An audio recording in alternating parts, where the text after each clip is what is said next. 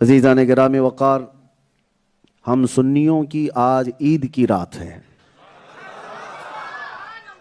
کچھ جگہ اندھیریاں ہوں گی لیکن ہماری مسجدیں روشن ہوں گی۔ کچھ لوگوں کے پیٹ میں درد ہوگا اور ہمارے چہروں میں آج کھلکھلاہٹ ہوگی۔ وجہ یہ ہے کہ جو جس سے عشق کرتا ہے اس کی معراج بھی اپنی معراج سمجھتا ہے۔ ہمارے نبی صلی اللہ تعالیٰ علیہ وسلم کی معراج ہمارے خوشیوں کی معراج ہے یا نہیں؟ اور جس کو اپنے نبی سے کوئی محبت نہ ہو اسے اس معراج سے کیا لینا دینا؟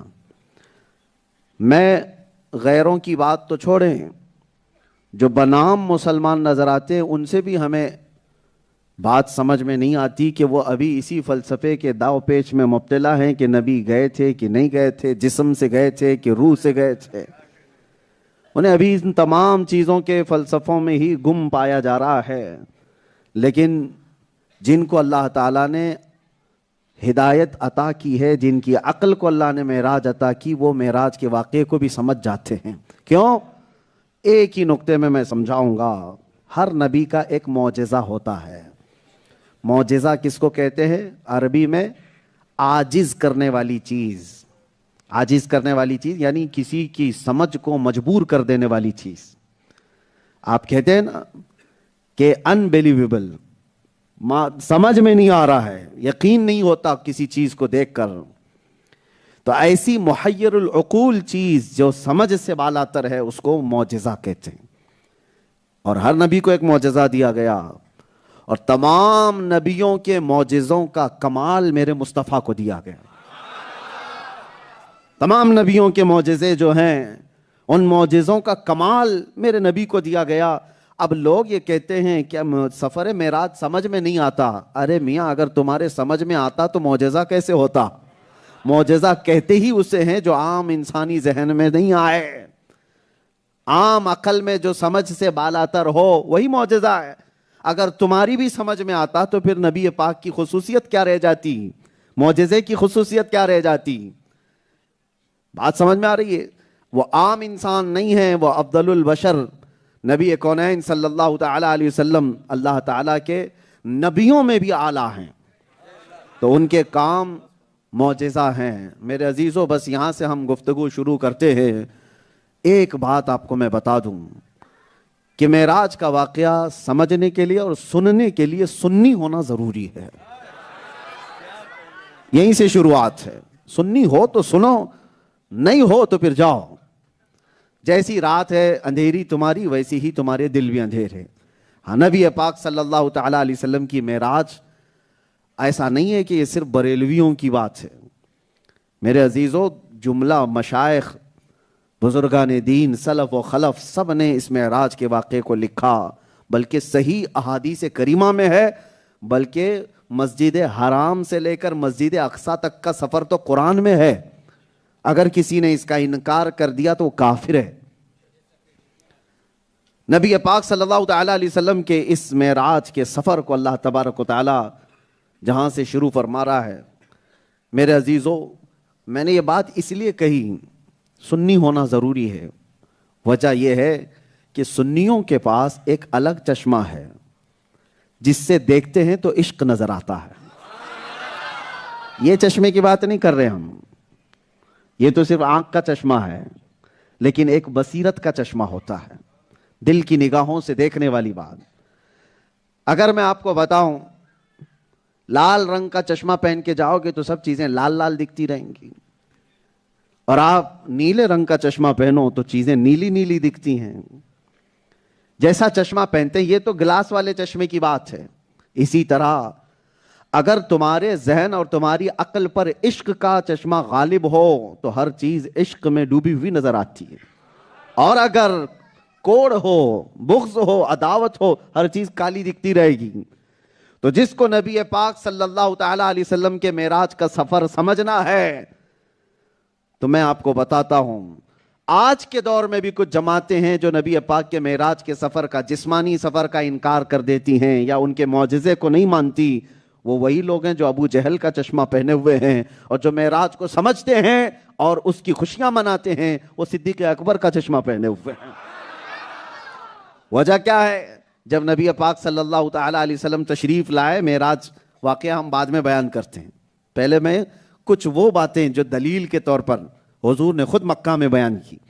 جب اللہ کے نبی صلی اللہ تعالیٰ علیہ وسلم واپس تشریف لائے مکہ میں، تو واقع معراج کو بیان کر رہے تھے کہ کل کی رات رب تبارک و تعالیٰ نے مجھے جبرائیل امین کے ذریعے سے آسمانوں کا سفر کرایا، جنت و دوزخ دیکھا، عرش و کرسی، لوح و قلم، سارے لامکان سے بھی آگے، پھر واپس آیا تو جو صحابہ موجود تھے ان کو حضور پاک صلی اللہ علیہ وسلم یہ واقعہ سنا رہے تھے، اور سننے والوں میں ابو جہل بھی تھا۔ یہ بات یاد رکھیں، سننے والے بہت لوگ ہوتے ہیں، ہمارے بھی سننے والے بہت ہوتے ہیں، سب عشق والے نہیں ہوتے ہیں، کچھ تو کوڑ نکالنے والے بھی ہوتے ہیں۔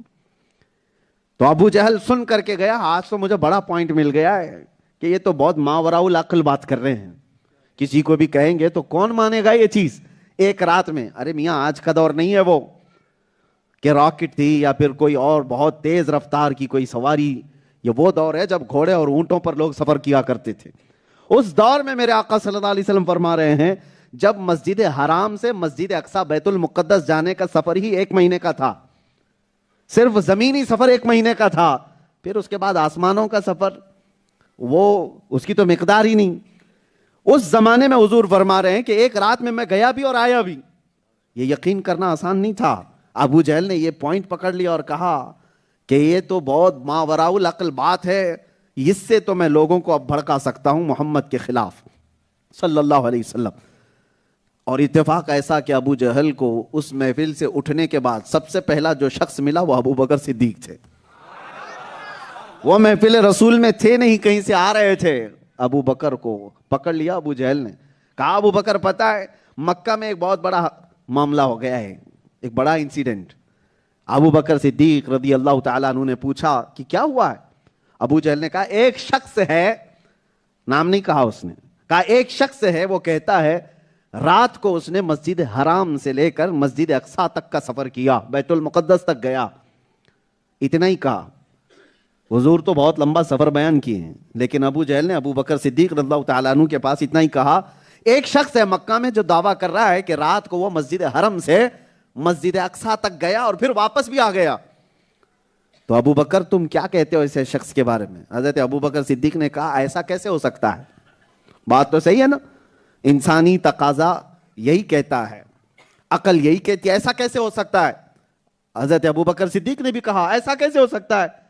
ابو جہل کو مل گیا پوائنٹ کہ ابو بکر تو بہت محمد محمد کرتے رہتا ہے، آج میں اس کو ان سے دور کر ہی لوں گا، اور ٹھٹا مار کر کے ہنسنے لگا کہ ابو بکر صدیق کو۔ تو حضرت ابو بکر صدیق نے دیکھا کہ اتنی خوشیاں کیوں منا رہا ہے، پوچھا کون ہے، کس نے کہا؟ تو ابو جہل نے کہا ارے تمہارے قریبی ساتھی محمد صلی اللہ علیہ وسلم نے ہی یہ کہا ہے۔ تو جانتے ہو حضرت ابو بکر صدیق نے کہا ارے کمبخت پہلے کیوں نہیں بتایا؟ تو نے تو کہا کہ وہ ہر مسجد حرم سے مسجد اقصی تک جا کر کے ایک رات میں آئے، قسم رب ذوالجلال کی اگر وہ اس سے آگے آسمانوں کی بھی بات کریں تو بھی میں تسلیم کروں گا۔ اگر انہوں نے کہا ہے تو بالکل سچ کہا ہے، اس میں کوئی جھوٹ نہیں ہو سکتا۔ حضرت ابو بکر صدیق نے پورا واقعہ معراج میرے مصطفیٰ سے سنا نہیں، اس سے پہلے ہی کہا اگر انہوں نے یہاں تک کا ہی سفر کہا ہے مسجد حرم سے مسجد اقصی تک کا، اس میں کون سی بڑی بات؟ اگر وہ کہہ دیں کہ آسمانوں کا بھی سفر کیا ہے تب بھی میں تسلیم کروں گا۔ یہ ایمان ہے۔ اور حقیقت میں ہوا بھی یہ کہ صدیق اکبر رضی اللہ تعالیٰ عنہ پہلے سے تصدیق کر کے آئے، اور جب محفل رسول میں آئے تو ان کے آنے سے پہلے جبرائیل امین آئے ہیں اور کہا اللہ تعالیٰ آپ کے ابو بکر کو صدیق کہتا ہے کہ تصدیق کرنے والے ہیں، ایمان ہو تو ایسا ہو۔ میرے عزیزو انہوں نے یہ پوچھا نہیں کہ یا رسول اللہ کیسے ہو سکتا ہے، ایسے کیسے ہو سکتا ہے، ویسے کیسے، کسی دلیل کے بغیر میرے مصطفیٰ نے فرمایا تو بالکل حق فرمایا۔ یہ ایمان کا اعلیٰ درجہ ہے جو صدیق کے مقام پر پہنچاتا ہے۔ عزیزان گرامی وقار، آج بھی لوگ چون چرا میں 1400 سال گزار چکے ہیں، مگر صدیق کا ایمان ملنا آسان نہیں ہے۔ اسی لیے میں نے شروع میں کہا معراج کا سفر دیکھنے کے لیے ابو جہل کا چشمہ نہیں، صدیق اکبر کا چشمہ ہونا چاہیے۔ ان نظروں سے دیکھو تو ہر مرحلہ معراج سمجھ میں آ جائے گا۔ پہلا سفر، 3 سفر ہیں میرے آقا کے، ایک تو مسجد حرام سے مسجد اقصی تک، یہ زمینوں کا سفر ہے۔ دوسرا سفر ہے مسجد اقصی سے لے کر آسمانوں کا سفر، یہ آسمانی سفر ہے۔ تیسرا سفر ہے جہاں آسمان بھی ختم زمین بھی ختم، وہ لامکاں کا سفر ہے، جگہ کا نام ہی نہیں ہے، پورا پچھم اتر دکن کچھ نہیں وہاں پر۔ یہ سمتیں کہاں پر ہوتی ہیں؟ ایسٹ ویسٹ ساؤتھ نارتھ کہاں ہے؟ یہاں سورج طلوع ہوتا ہے وہاں پر یہ جہتیں ہیں، ڈائریکشن ہے، ادھر پورب ہے، ادھر پچھم ہے، ادھر پورب ہے، ادھر اتر ہے، ادھر دکن ہے۔ یہ ساری چیزیں کہاں ہوتی ہیں؟ جہاں سورج طلوع ہوتا ہے۔ میرے آقا وہاں چلے گئے جہاں سورج بھی نہیں، چاند کی بھی رسائی نہیں، جہاں پر ڈائریکشن ہی نہیں، تو اسی لیے اس کو کیا کہا گیا؟ لامکان، یعنی جس جگہ کا نام ہی نہیں۔ جگہ وہ ہوتی ہے جس کا کچھ نام ہو۔ اور یہ تیسرا سفر ہے۔ میں کہتا ہوں رسول مختار صلی اللہ تعالی علیہ وسلم کے تینوں سفر سمجھ میں آ جائیں گے، لیکن سب سے پہلی شرط ہے آپ کے اندر حب مصطفیٰ ہو، عشق رسول ہو۔ ہاں، اسی لیے بخاری شریف میں بھی واقعات بخاری موجود ہیں، لیکن پتہ نہیں وہ لوگ پڑھ کر کے ابھی تک کیوں ان پڑھ ہیں، پڑھ کر کے بھی ان پڑھ ہیں جو بخاری بھی پڑھتے ہیں۔ اسی لیے مشہور ہے، یہ کہا گیا ہے بے عشق مصطفیٰ جو پڑھتے ہیں بخاری، آتا ہے بخار ان کو آتی نہیں بخاری۔ بے عشق مصطفیٰ جو پڑھتے ہیں بخاری، بغیر حب مصطفیٰ کے بخاری بھی پڑھ لو تو بخار تو آ سکتا ہے، بخاری نہیں آئے گی۔ میرے عزیزو، شروعات ہم یہیں سے کرتے ہیں، عشق مصطفیٰ کے بغیر کوئی چیز ممکن نہیں ہے حصول اس کا۔ اور اس کو عشق کی زبان میں ہم ہندوستانیوں کے لیے پہلا مدرسہ ہے بریلی کے امام کا، پہلا مدرسہ ہے۔ وجہ یہ ہے کہ یہاں سے جو آداب سکھائے گئے، جہاں یہاں سے جو عشق کے تمام مراحل سکھائے گئے، میرے عزیزو، پھر بریلی کا چشمہ پہنو تو معراج کا سفر یوں نظر آتا ہے۔ وہ سرور کشور رسالت جو عرش پر جلوہ گر ہوئے تھے، نئے نرالے عرب کے سامان، نئے نرالے طرب کے سامان عرب کے مہمان کے لیے تھے۔ یہاں زمین پر وہاں فلک پر رچیتی مچیتی دھومیں، ادھر سے انوار اٹھتے آتے، ادھر سے نفحات اٹھ رہے تھے۔ اتار کر ان کے رخ کا صدقہ، یہ اعلیٰ حضرت کے کلام کو پڑھ رہا ہوں میں جو معراج کا سفر بیان کیا ہے۔ اتار کر ان کے رخ کا صدقہ، وہ بٹ رہا تھا نور کا باڑا، کہ چاند سورج اچھل اچھل کر جبیں کی خیرات مانگتے تھے، کہ چاند سورج اچھل اچھل کر جبیں کی خیرات مانگتے تھے۔ وہی تو اب تک چھلک رہا ہے، وہی تو جوبن ٹپک رہا ہے، وہی تو اب تک چھلک رہا ہے، وہی تو جوبن ٹپک رہا ہے۔ نہانے میں جو گرا تھا پانی کٹورے تاروں نے بھر لیے تھے۔ یہ جو تارے جگمگا رہے ہیں کیا سمجھتے ہو؟ اعلیٰ حضرت کہتے ہیں نہانے میں جو گرا تھا پانی رسول اللہ کے کٹورے تاروں نے بھر لیے تھے۔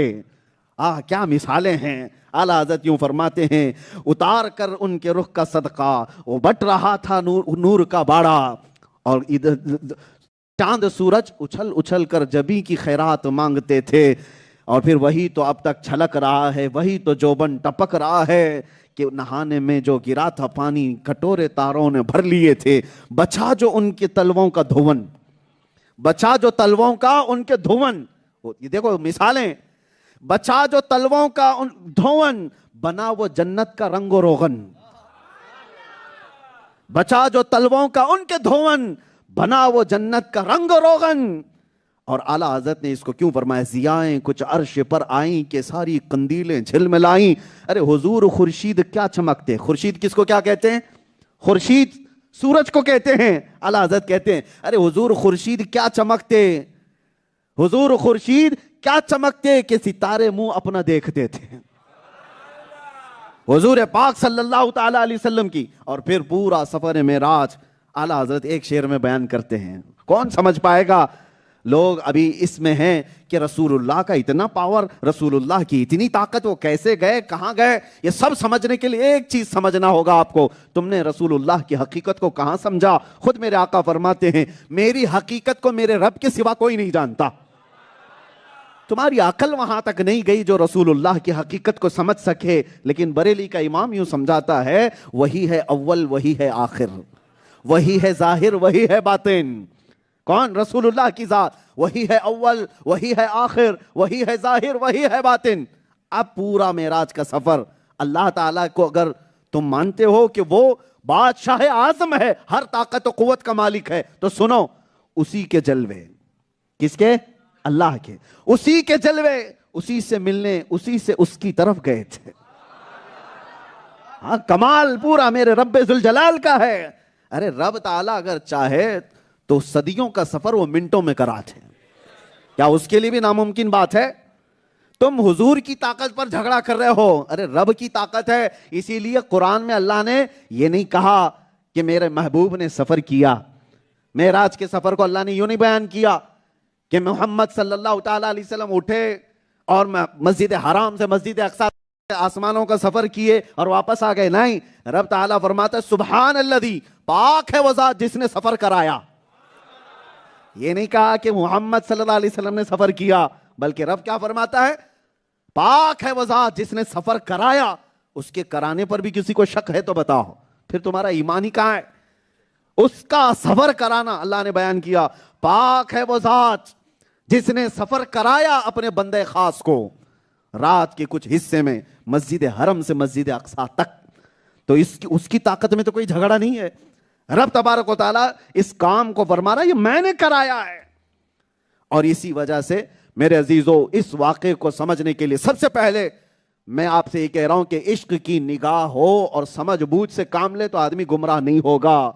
میں معجزے کو بھی بتایا آپ کے سامنے. معجزہ کس کو کہتے ہیں؟ عقلوں کو عاجز کرنے والی چیز، عقلوں کو مجبور کر دینے والی چیز، سمجھ سے جو بالا تر ہے اس کو معجزہ کہتے ہیں. اور معراج کا پورا سفر میرے مصطفیٰ کا معجزہ ہے، میرے مصطفیٰ کریم صلی اللہ علیہ وسلم کا معجزہ ہے.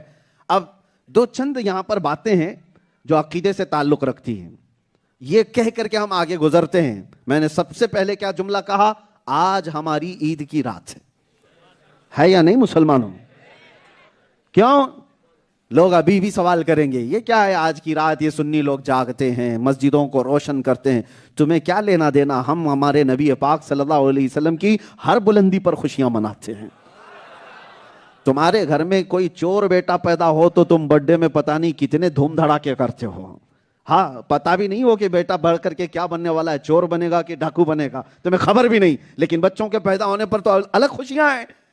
اور یہ کائنات کے وہ آقا و مولا جس کو اللہ تعالیٰ نے ہم پورے غریبوں پر رحمت بنا کر بھیجا ہو، اس نبی رحمت صلی اللہ تعالیٰ علیہ وسلم کا ہر دن ہمارے لیے عید کا دن ہے.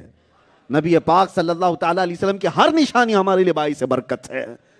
اسی لیے میں نے شروعات میں یہ کہا کہ جب کبھی حضور پاک صلی اللہ تعالیٰ علیہ وسلم کی کوئی بھی معراج کی بات آئے وہ ہم سنیوں کے لیے خوشیوں کی رات ہے.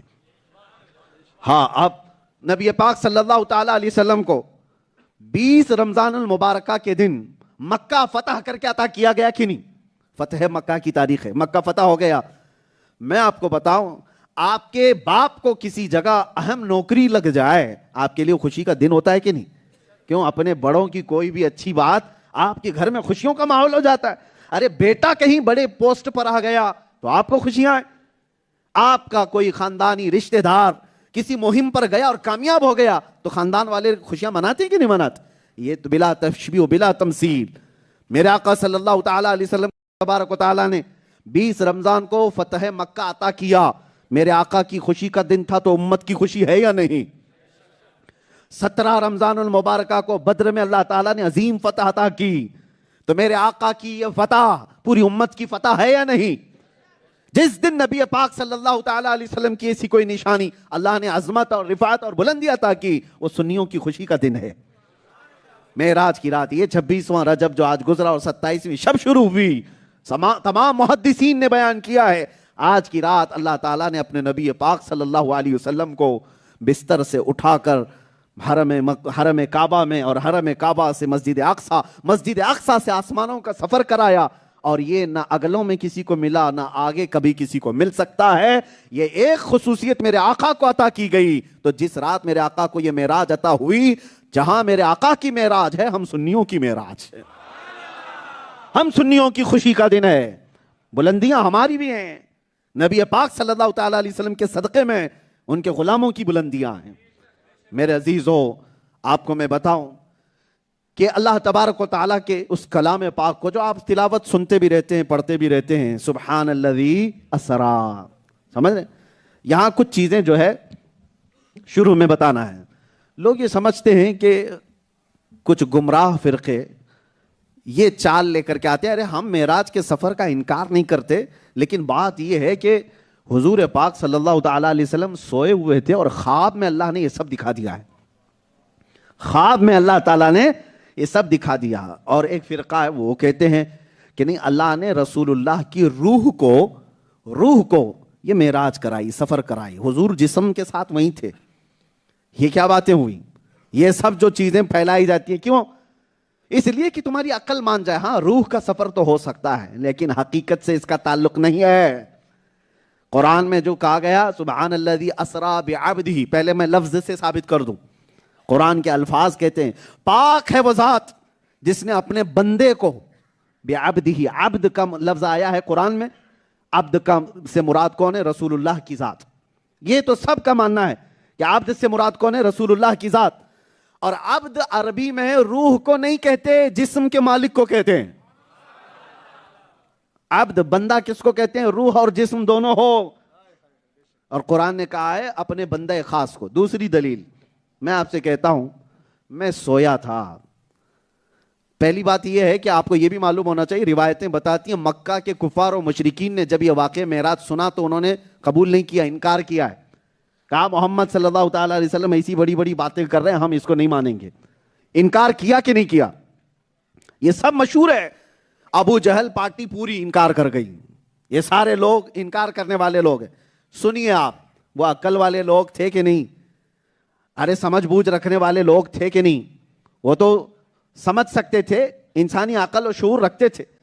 میں اگر ابھی آپ سے کہوں کل رات میں سویا تھا اور امریکہ گیا, وہاں سے پھر یو کے گیا, پھر نیوزی لینڈ گیا, پھر وہاں سے ممبئی آ گیا, رات کو خواب میں یہاں وہاں گیا, تو آپ لوگ کیا کہیں گے؟ ہو سکتا ہے خواب میں کوئی آدمی کہیں پر بھی جا کے آ جائے. یہ تو نہیں کہیں گے جھوٹ بول رہا ہے. ارے خواب کی بات کہاں, آپ یہ نہیں کہیں گے خواب دیکھا ہے کہ نہیں دیکھا ہے یہ تو تم کو پتا, لیکن اگر گئے تھے تو ٹھیک ہے کوئی بات نہیں. خواب میں آدمی آسمانوں پہ بھی جاتا ہے, نیچے بھی جاتا ہے, پتہ نہیں کہاں جاتا ہے. خواب میں جانے کا کوئی انکار نہیں کرتا. لیکن میں آپ کو بتاؤں, اگر میں یہ بات کہہ دوں کہ نہیں ایک رات میں اتنا سفر کر کے واپس آ گیا, تو آپ کہیں گے کیسے ہو سکتا ہے, آپ تو یہی تھے, جسم یہی تھا, کیسے جا کر کے آئے؟ تو مکہ والوں نے جو انکار کیا, حضور اگر یہ بتا رہے ہوتے کہ میری روح نے سفر کیا یا میں خواب میں سفر کر کے آیا, تو مکہ والے انکار کبھی نہیں کرتے. مکہ والے انکار نہیں کرتے, خواب کی بات تو مان لیتے. لیکن مکہ والوں کا انکار کرنا اس بات کی دلیل ہے کہ میرے آقا خود بیان کر رہے تھے کہ میں جسم کے ساتھ گیا تھا. ہاں میرے آقا خود بیان کر رہے تھے کہ میں جسم کے ساتھ گیا تھا. اگر حضور خواب بیان کر رہے ہوتے تو مکہ والے کیوں انکار کرتے؟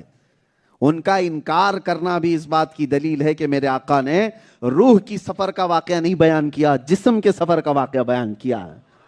اسی لیے عام زبان میں, حالانکہ یہ دلائل کی روشنی میں نہیں کہتا, عام زبان میں, ہم بچپن میں تھے تو بہت چھوٹی چھوٹی کتابوں میں ہم کو جب پڑھاتے تھے تو ہمارے ایک استاد تھے, وہ کہتے تھے کہ لمبا واقعہ جو سنتے ہیں اس کو ہم 5 لفظوں میں تمہیں سمجھا دیتے ہیں.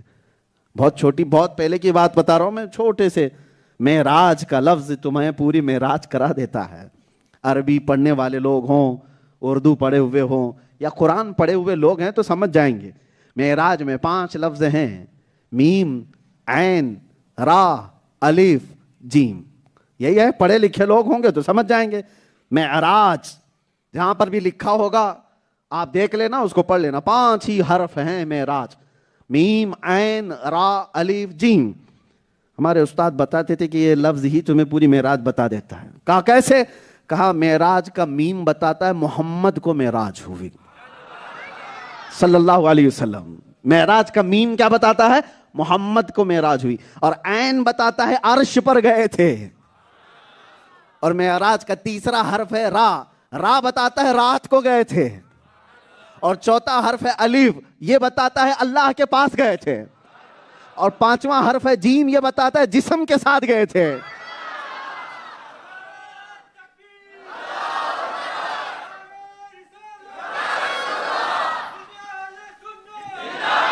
معراج کے 5 حروف میم عین را الف جیم، یہ عام لوگوں کو سمجھانے کے لیے ہم بتاتے ہیں.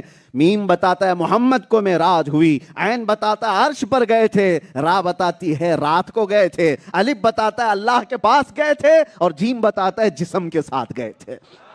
یہ مانو میرے عزیزو، سنی اگر ہو تو یہ یقین رکھنا کہ میرے آقا کو جسم کے ساتھ معراج ہوئی تھی. یہ جو ڈھکوسلے آتے ہیں ان کی باتوں میں نہیں آنا کہ حضور خواب میں گئے تھے، روح اس کے ساتھ گئے تھے. نہیں، ماننا کہ میرے آقا جسم کے ساتھ گئے تھے. اگر وہ پوچھے کہ ایسا کیسے ہو سکتا ہے تو پھر جواب یہی کہنا، اگر تجھے اور مجھے سمجھ میں آ جاتا تو حضور کا معجزہ کہاں سے ہوتا. اگر سب سمجھ میں آ جاتا. لوگ کہتے ہیں سائنس کے حساب سے سمجھائیں، سائنس بھی نہیں سمجھ سکتی معجزے کو، سائنس کا بھی ادراک وہاں تک نہیں ہے. اگر سائنس بھی سمجھ سکتی تو پھر معجزے کی خصوصیت نہیں رہ جاتی. معجزہ وہ ہے جو دنیا میں اس کے مقابل میں کوئی نہیں کر سکتا، صرف نبی کر سکتا ہے. سائنس نبی نہیں ہے. ہاں، سائنس سمجھنے کا ذریعہ بن سکتی ہے. پہلے تو یہ بھی انکار کرتے تھے کہ اتنا تیز سفر نہیں ہو سکتا، لیکن اب تو سفر اتنا تیز ہوتا گیا کہ اب انسانوں کی عقل میں باتیں آنے لگ گئیں کہ ہاں یہ بھی پاسبل ہے، یہ بھی پاسبل ہے. پہلے اگر بولتے پچھلے دور میں 200 سال پہلے کہ میں ہندوستان میں بیٹھ کر کے برطانیہ میں بات کر رہا ہوں اپنے رشتہ داروں سے، تو لوگ کہتے تھے کہ پاگل ہو گیا ہے، یہاں سے وہاں کیسے بات کر سکتا ہے. اور آج کے دور میں کوئی تعجب کی بات نہیں. بات کیا، دیکھ بھی سکتا ہے ویڈیو کال کر کے. یہ کوئی امپاسبل نہیں رہ گیا. زمانے کے ارتقاء، سائنس کی جدید ترقیات تمہیں سمجھانے کا ذریعہ بن سکتی ہیں، لیکن وہ معجزہ نہیں ہے، اور نہ ہی معجزے کے برابری کر سکتی ہیں. بعض لوگ حضور کے اس سفر معراج کو سائنس کے ذریعے سے سمجھانے کی کوشش کرتے ہیں. نہ ہی غلط. ہمارے نبی پاک کے معجزے کو سمجھانے کے لیے ہمیں سائنس کی محتاجی نہیں ہے. ایمان اسی کا نام ہے کہ اللہ کے نبی نے فرما دیا تو سر جھکا لو اور تسلیم کر لو، اور نہیں ماننا ہے تو تمہیں زبردستی تھوڑی نہ ہے. لا اکراہ فی الدین، ہمارے دین میں کوئی زور زبردستی نہیں ہے. ماننا ہے تو آؤ، نہیں ماننا ہے تو جاؤ. دین میں کوئی زبردستی نہیں ہے کہ تمہیں جھکا کر کے منوایا جائے گا. تم کو اگر ماننا ہے، یہی میرے نبی پاک صلی اللہ تعالیٰ علیہ وسلم کے معجزات. اب میں ان لوگوں سے کہتا ہوں جن کی مسجدیں آج اندھیری ہیں. بات تو چھوڑو، ایتھیسٹ جو ہیں، جو نان مسلم ہیں، ان کا تو چھوڑو. بہت سے وہ ہیں جو مسجد زرار بنا کر بیٹھے ہوئے ہیں لیکن اپنے نبی کے ذکر سے بیچارے بد نصیب ہیں. ان کو تو چونچی راہ میں ہے. ابھی بہت سارے سوال جواب میں ہی پھنسے ہوئے ہیں. ان سے میں کہتا ہوں کیسے سمجھ میں آئے گا معجزہ یہ معراج کا؟ حضور پاک صلی اللہ تعالیٰ علیہ وسلم نے چاند کے 2 ٹکڑے کر دیے، یہ سمجھ میں آیا؟ حضور کی انگلیوں سے پانی کے چشمے جاری ہوئے، یہ سمجھ میں آیا؟ حضور نے ڈوبے ہوئے سورج کو پلٹا دیا، یہ سمجھ میں آیا؟ حضور نے کنکریوں سے کلمہ پڑھایا، یہ سمجھ میں آیا؟ یہ وہ سارے کام ہیں جو معجزہ کہلاتے ہیں، اور معجزہ عام انسانوں کی عقل میں نہیں آتا. تو جب یہ ساری باتیں نہیں سمجھ میں آئیں تو معراج کا سفر کیسے سمجھ میں آئے گا؟ اسی لیے یہ پورے معراج کا سفر تمہارے ایمان کا بھی امتحان ہے. تمہارے ایمان کا امتحان ہے. قیامت تک یہ بیان ہوتا رہے گا. ایسا نہیں کہ پہلی بار آپ معراج کا واقعہ سننے کے لیے بیٹھے ہیں. جب سے ہوش سنبھالا ہر سال آپ سنتے آئے ہیں اور سنتے بھی رہیں گے. اور اس واقعے میں کوئی بھی پرانی بات یعنی پرانا پن نہیں آئے گا. جتنی بار سنیں گے ہر بار لذت نہیں آئے گی. کیوں؟ یہ دین اسلام ہے، پرانا نہیں ہوتا. لا الہ الا اللہ کلمہ کبھی پرانا ہوا ہے؟ تو پرانا، لیکن لگتا نہیں پرانا. اتنے سارے لوگ کبھی آ کر امام صاحب سے یہ کہتے ہیں روز آپ نماز میں فاتحہ پڑھتے ہیں الحمدللہ رب العالمین، کچھ نیا پڑھو. نہیں کہتے، سب وہی سنتے ہیں، ہر نماز میں سنتے ہیں. کیوں؟ یہ پرانا نہیں ہوتا، اللہ کا کلام ہے. جتنی بار سنو گے لذت بڑھتی جائے گی. وہ دنیا کے ڈھکوسلے گانے ہیں جن کا ایک سیزن ہوتا ہے، اس کے بعد ختم، پھر ختم ہو جاتا ہے. کوئی بھی نئے ڈائلاگز آئیں گے، فلمیں آئیں گی، گانے آئیں گے، چند دن ان کی خوب دھوم دھام لوگ اپنی زبانوں پر جلا رہے ہوں گے، لیکن ایک جنریشن بھی ختم نہیں ہوتی کہ وہ گانے ختم ہو چکے ہوتے ہیں. ان کو جاننے والا بھی اور ان کو یاد رکھنے والا بھی نہیں رہتا. لیکن قرآن کریم بھی یہ معجزہ ہے. میرے نبی کے تذکرے بھی ایسے معجزے ہیں، ہر آنے والا بچہ اس کو یاد بھی کرتا ہے اور سناتا بھی رہتا ہے، اور پرانا کبھی نہیں لگتا. حیرت کی بات ہے کہ نہیں؟ ایک کہانی آپ 2-3 بار سنو تو آپ کو اکتا ہٹائے گی. انسان کی طبیعت میں ایک کہانی اگر بار بار سنے گا تو اس کو مزہ آئے گا. نہیں آئے گا. لیکن حسین اعظم کے کربلا کے واقعات ہر سال سنو, ارے صرف مزہ نہیں, آنکھیں بھی نم ہو جاتی ہیں. ہوتا ہے کہ نہیں ہوتا ہے؟ کربلا کے واقعات جب جب سنتے ہیں آنکھیں نم ہو جاتی ہیں, غم آ جاتا ہے. کیوں؟ حسین کا تذکرہ بھی کبھی پرانا نہیں ہوتا. یہ دین اسلام کی خصوصیت ہے. یہ جتنی بھی ترقی کرتے جاؤ, دنیا جتنی بھی آگے بڑھ جائے, لیکن رسول اللہ کا تذکرہ کبھی پرانا نہیں ہوگا. یہ ہر دور کے رسول ہیں, ہر زمانے کے نبی ہیں. آج بھی اگر ہو سکتا ہے آپ نے بچپن سے سنا ہوگا, اگر ایک بار میں میرے نبی کے حسن کی بات کروں تو سب مچل جائیں گے. لیکن ایسا نہیں کہ نیا ہے, یہ سنا ضرور ہے آپ نے, لیکن پھر میں اگر کہوں تو مچل جائیں گے. ہوتا کیوں ہے؟ انسان کی طبیعت میں روز دال چاول بھی کھانا پسند نہیں کرتا, روز گوشت کھانا بھی پسند نہیں کرتا, ایک کپڑے پر بھی روز نہیں رہتا, اس کو ہر دن نیا چاہیے. لیکن میرے نبی کی بات ایسی ہے کہ بندہ یہی کہے گا وہی سناؤ جو صحابہ سناتے تھے, نیا الگ سے مت لاؤ, وہی سناؤ جو نبی کے صحابہ کہتے تھے. ابھی میں آپ کو کہوں, سعدی شیرازی نے کہا تھا, بلغ العلا بکمالہ کشف الدجا بجمالہ حسنت جمیع خصالہ صلو علیہ وآلہ. اور رسول اللہ کے صحابی حسان بن ثابت نے کہا تھا, وَأَحْسَنُ مِنْكَ لَمْ تَرَ قَطُّ عَيْنِي وَأَجْمَلُ مِنْكَ لَمْ تَلِدِ النِّسَاءُ خُلِقْتَ مُبَرَّأً مِنْ كُلِّ عَيْبٍ كَأَنَّكَ قَدْ خُلِقْتَ كَمَا تَشَاءُ. عربی شعر ہے, آج بھی یاد ہے, لوگ جھومتے ہیں. کیا کہا تھا حسان بن ثابت نے؟ میرے نبی کو دیکھ کر آپ سے زیادہ خوبصورت میری آنکھوں نے دیکھا نہیں. توجہ, حسان بن ثابت کو کوئی یہ کہہ سکتا تھا, ارے حسان تم نے نہیں دیکھا, ہوگا کوئی اور خوبصورت؟ حسان بن ثابت نے کیا کہا اپنے شعر میں؟ آپ سے زیادہ خوبصورت میری آنکھوں نے دیکھا نہیں. تو کوئی یہ کہتا, حسان بن ثابت تم تو مکہ میں رہتے ہو, مدینے میں آ گئے, اتنا ہی تو تمہارا علاقہ ہے, تمہاری آنکھوں نے نہیں دیکھا, ہو سکتا ہے ان سے زیادہ حسن والا کوئی اور ہو. حسان بن ثابت نے دوسرے ہی شعر میں کہہ دیا, وَأَجْمَلُ مِنْكَ لَمْ تَلِدِ النِّسَاءُ. نہیں یا رسول اللہ, آپ سے زیادہ خوبصورت کسی ماں نے جنا ہی نہیں,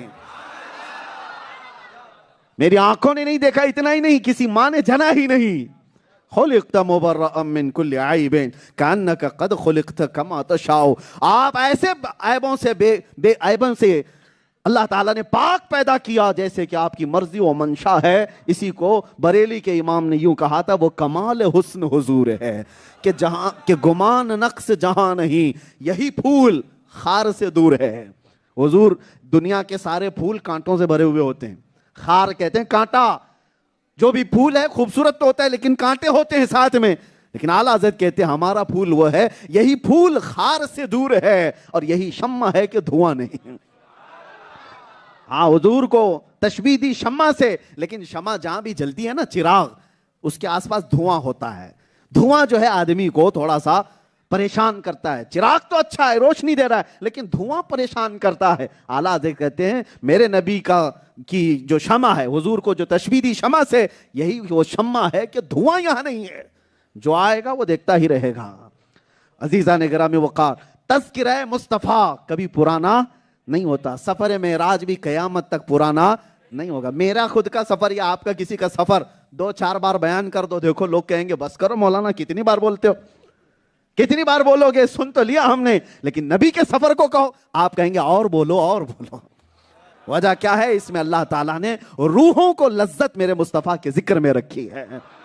ہمارے ذہن اور ہمارے قلوب کی لذت اللہ نے میرے مصطفیٰ کے ذکر میں رکھی ہے, اور اسی لیے میرے آقا کے ذکر سے کبھی کوئی پریشان نہیں ہوتا.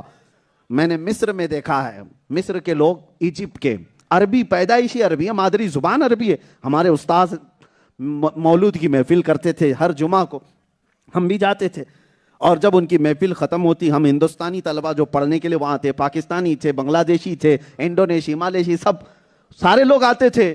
مولود کی محفل عربی میں ہوتی, اور جب محفل ختم ہو جاتی تو وہ شیخ یہ کہتے کہ انڈین اسٹوڈنٹس کون ہے یہاں پر, ہندوستانی طلبہ کون ہے؟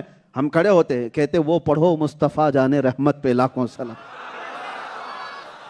ہم پڑھتے تھے, پورا سلام پڑھ لیتے تھے, وہ کھڑے جھومتے رہتے تھے, ان کو سمجھ میں کچھ نہیں آتا. عربی لوگ ہیں, لیکن مصطفیٰ جانے رحمت پہ لاکھوں سلام. ہم پڑھ کر کے آتے. ایک دن میں نے پوچھا تھا, استاد جی آپ کو سمجھ میں آتا ہے یہ کہ یہ پورا سلام جو ہم لوگ پڑھتے ہیں آپ کیوں بار بار کہتے ہیں؟ انہوں نے کہا عشق کے لیے سمجھ کی ضرورت نہیں ہوتی, جس زبان میں بندہ عاشق ہوتا ہے وہ پوری دنیا کو قائل کر کے رہتا ہے، پوری دنیا کو قائل کر کے رہتا ہے۔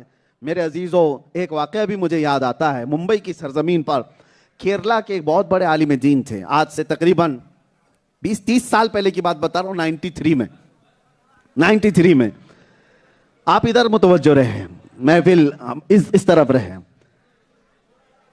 کیرلا کی زبان تو آپ جانتے ہیں ملیالم، وہ ایسے باؤنس جائے گی کہ آپ کو سمجھ میں نہ آئے۔ ملیالم ہم ہیں ہندوستان میں، لیکن اتنی کڑک زبان ہے کہ جلدی لوگوں کے سمجھ میں نہیں آتی۔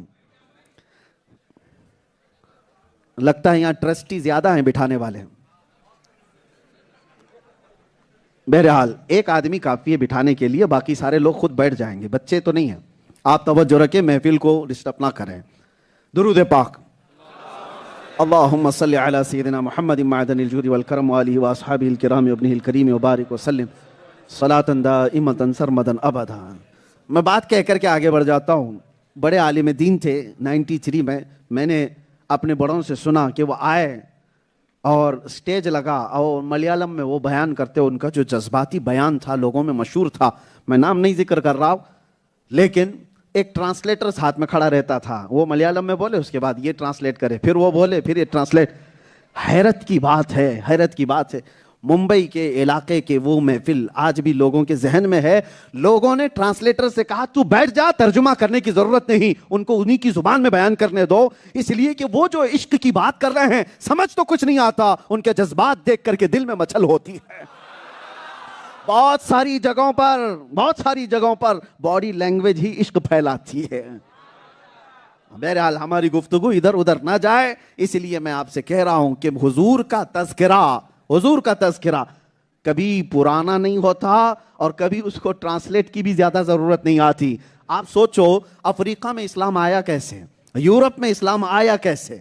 ان کی زبانیں عربی نہیں تھی، اور رسول اللہ کے صحابہ کے دور میں ایمان آیا ہے، اسلام آیا ہے۔ صحابہ جو مدینے سے نکلے تھے، افریقہ کے جنگلوں کا سفر کیے۔ بربر قوم جو دنیا میں ظلم میں مشہور تھی، انسانوں کو کاٹ کھانے والے لوگ تھے، افریقہ میں جنگل میں رہنے والے لوگ جو کپڑے تک نہیں پہنتے، ان کے درمیان بھی صحابہ نے اسلام کی تبلیغ فرمائی۔ یورپ کے باشندوں میں اسلام گیا کہاں سے؟ صحابہ کی زبان سے۔ ہندوستان میں بھی اسلام پہلے آیا ہے تو صحابہ اکرام یہاں پر بھی آئے، ہندوستان میں آئے۔ زبانیں بالکل ڈیفرنٹ تھی، بہت مختلف تھی، لیکن اسلام پھیلا کیسے؟ ایک بات یاد رکھو، حضور کے عشق کے لیے اللہ نے پوری کائنات کو ایسا مسخر کر دیا ہے، ارے بے زبان بھی ہو تو میرے نبی کی محبت پھیلا کے جاتا ہے۔ گونگا بھی عاشق رسول ہو تو اس کے چلنے پھرنے سے اللہ تعالیٰ خوشبوئیں پھیلا دیتا ہے۔ بات ہے، میرے نبی کے تذکرے میں اللہ نے وہ جمال، وہ کمال رکھا ہے۔ آج دنیا بھی ہمیں دیکھنے آتی ہے تو اسی جمال اور اسی کمال کی نسبت کا اثر ہے، باقی کچھ نہیں۔ ہم اپنے گھر کے قصے بیان کرنے لگیں تو کون سننے والا ہے؟ نبی کی بات کرتے ہیں، اس لیے مجمع امڑ کر کے آتا ہے۔ اسی لیے ہم ہمیشہ ایک بات کہتے ہیں، ان کی بات کرو ہر دل پہ راج کرو، ان کی بات کرو ہر دل پہ راج کرو۔ اور اعلیٰ حضرت یہ کہتے ہیں، بے ان کے واسطے خدا کچھ عطا کرے، ہاشا غلط یہ ہوس بے بصر کی ہے۔ اللہ تعالیٰ کبھی ان کے بغیر کچھ عطا کرے ایسا ہوگا نہیں۔ اور اعلیٰ حضرت نے ذکر خدا کس کو کہا ہے؟ ذکر اللہ کیا ہے؟ اللہ اللہ اللہ، یہ ذکر ہے۔ ذکر کی محفلیں قائم ہوتی ہیں۔ اعلیٰ حضرت کہتے ہیں کہ ذکر خدا جو ان سے جدا چاہو نجدیو، یعنی حضور کو چھوڑ کر کے اگر تم کہتے ہو کہ ذکر خدا یہ ہے، اللہ کا ذکر یہ ہے، اعلیٰ حضرت کہتے ہیں ذکر خدا جو ان سے جدا چاہو نجدیو، واللہ ذکر حق نہیں کنجی سقر کی ہے۔ سقر کہتے ہیں جہنم کو، کنجی چابی کو۔ اعلیٰ حضرت فرماتے ہیں واللہ ذکر حق ہے ہی نہیں ہے، یہ تو جہنم کی چابی ہے جو تو کر رہا ہے۔ ذکر خدا بھی وہی ہوگا جو ذکر مصطفیٰ کے ساتھ ہوگا، ورنہ آج ہم سفر معراج پر ابھی شروع ہی نہیں ہوئے۔ میں چند باتیں آپ کو ذہن قریب کرنے کے لیے، اس لیے کہ ہم ہتھوڑا اسی وقت مارتے ہیں جب لوہا گرم ہو جائے۔ سنیے، سفر معراج کو نماز میں جو انکار کرتا ہے وہ انکار کرتا ہی رہ جائے گا۔ نماز پڑھتے ہیں سارے لوگ اور نماز میں آتے ہیں، اور جیسے ہی آپ 2 رکعت میں بیٹھتے ہیں اتحیات پڑھتے ہیں کہ نہیں پڑھتے؟ پڑھتے ہیں نا۔ قاعدہ آپ کے لیے، قاعدہ ضروری ہے، بغیر قاعدے کے نماز بھی نہیں، اور اس میں اتحیات واجب ہے۔ تو جب پڑھتے ہیں آپ تو کیا پڑھتے ہیں؟ التحیات للہ والصلوات والطیبات، ٹھیک ہے، یہ پڑھتے ہیں التحیات. پھر السلام علیک ایھا النبی ورحمۃ اللہ وبرکاتہ. پھر کیا پڑھتے ہیں؟ السلام علینا وعلی عباد اللہ الصالحین. پھر پڑھتے ہیں آپ اشہد ان لا الہ الا اللہ وحدہ لا شریک لہ واشہد ان سیدنا محمدن عبدہ ورسولہ. ٹھیک ہے، ہم اپنی طرف سے سیدنا کا استعمال کرتے ہیں، واشہد ان محمدن عبدہ ورسولہ بھی پڑھا جا سکتا ہے. بہرحال 4 جملے ہیں پورے یہ التحیات میں. اس کے بعد کا جو ہے وہ درود ہے. یہ 4 ہی جملے تو ہیں. التحیات للہ والصلوات والطیبات ایک جملہ، السلام علیک ایھا النبی ورحمۃ اللہ وبرکاتہ دوسرا جملہ، والسلام علینا وعلی عباد اللہ الصالحین تیسرا جملہ. اس کے بعد اشہد ان لا الہ الا اللہ وحدہ لا شریک لہ، یہ جو کلمہ ہے یہ چوتھا ہے. 4 جملے ہیں التحیات میں. اصل میں آپ کو پتہ ہونا چاہیے یہی پورا معراج ہے، پورا معراج ہے. یہ کیا ہے؟ یہ التحیات کا بیک گراؤنڈ. کیوں پڑھایا جاتا ہے؟ کیوں پڑھایا جاتا ہے؟ یہ قرآن کی آیتیں ہیں یا قرآن کی آیتیں نہیں؟ یہ قرآن کی آیتیں نہیں ہیں. در حقیقت بات یہ ہے کہ اللہ کے نبی صلی اللہ علیہ وسلم جب معراج کے سفر میں پہنچے، بہت لمبا سفر ہے، مسجد حرام سے مسجد اقصیٰ، نبیوں کی امامت، پھر آسمانوں کا سفر، سدرۃ المنتہا دیکھا، عرش و کرسی، لوح و قلم، جنت و دوزخ، پھر اللہ کے قرب میں گئے. جب رب کے قریب گئے تو حضور نے کیا کہا تھا؟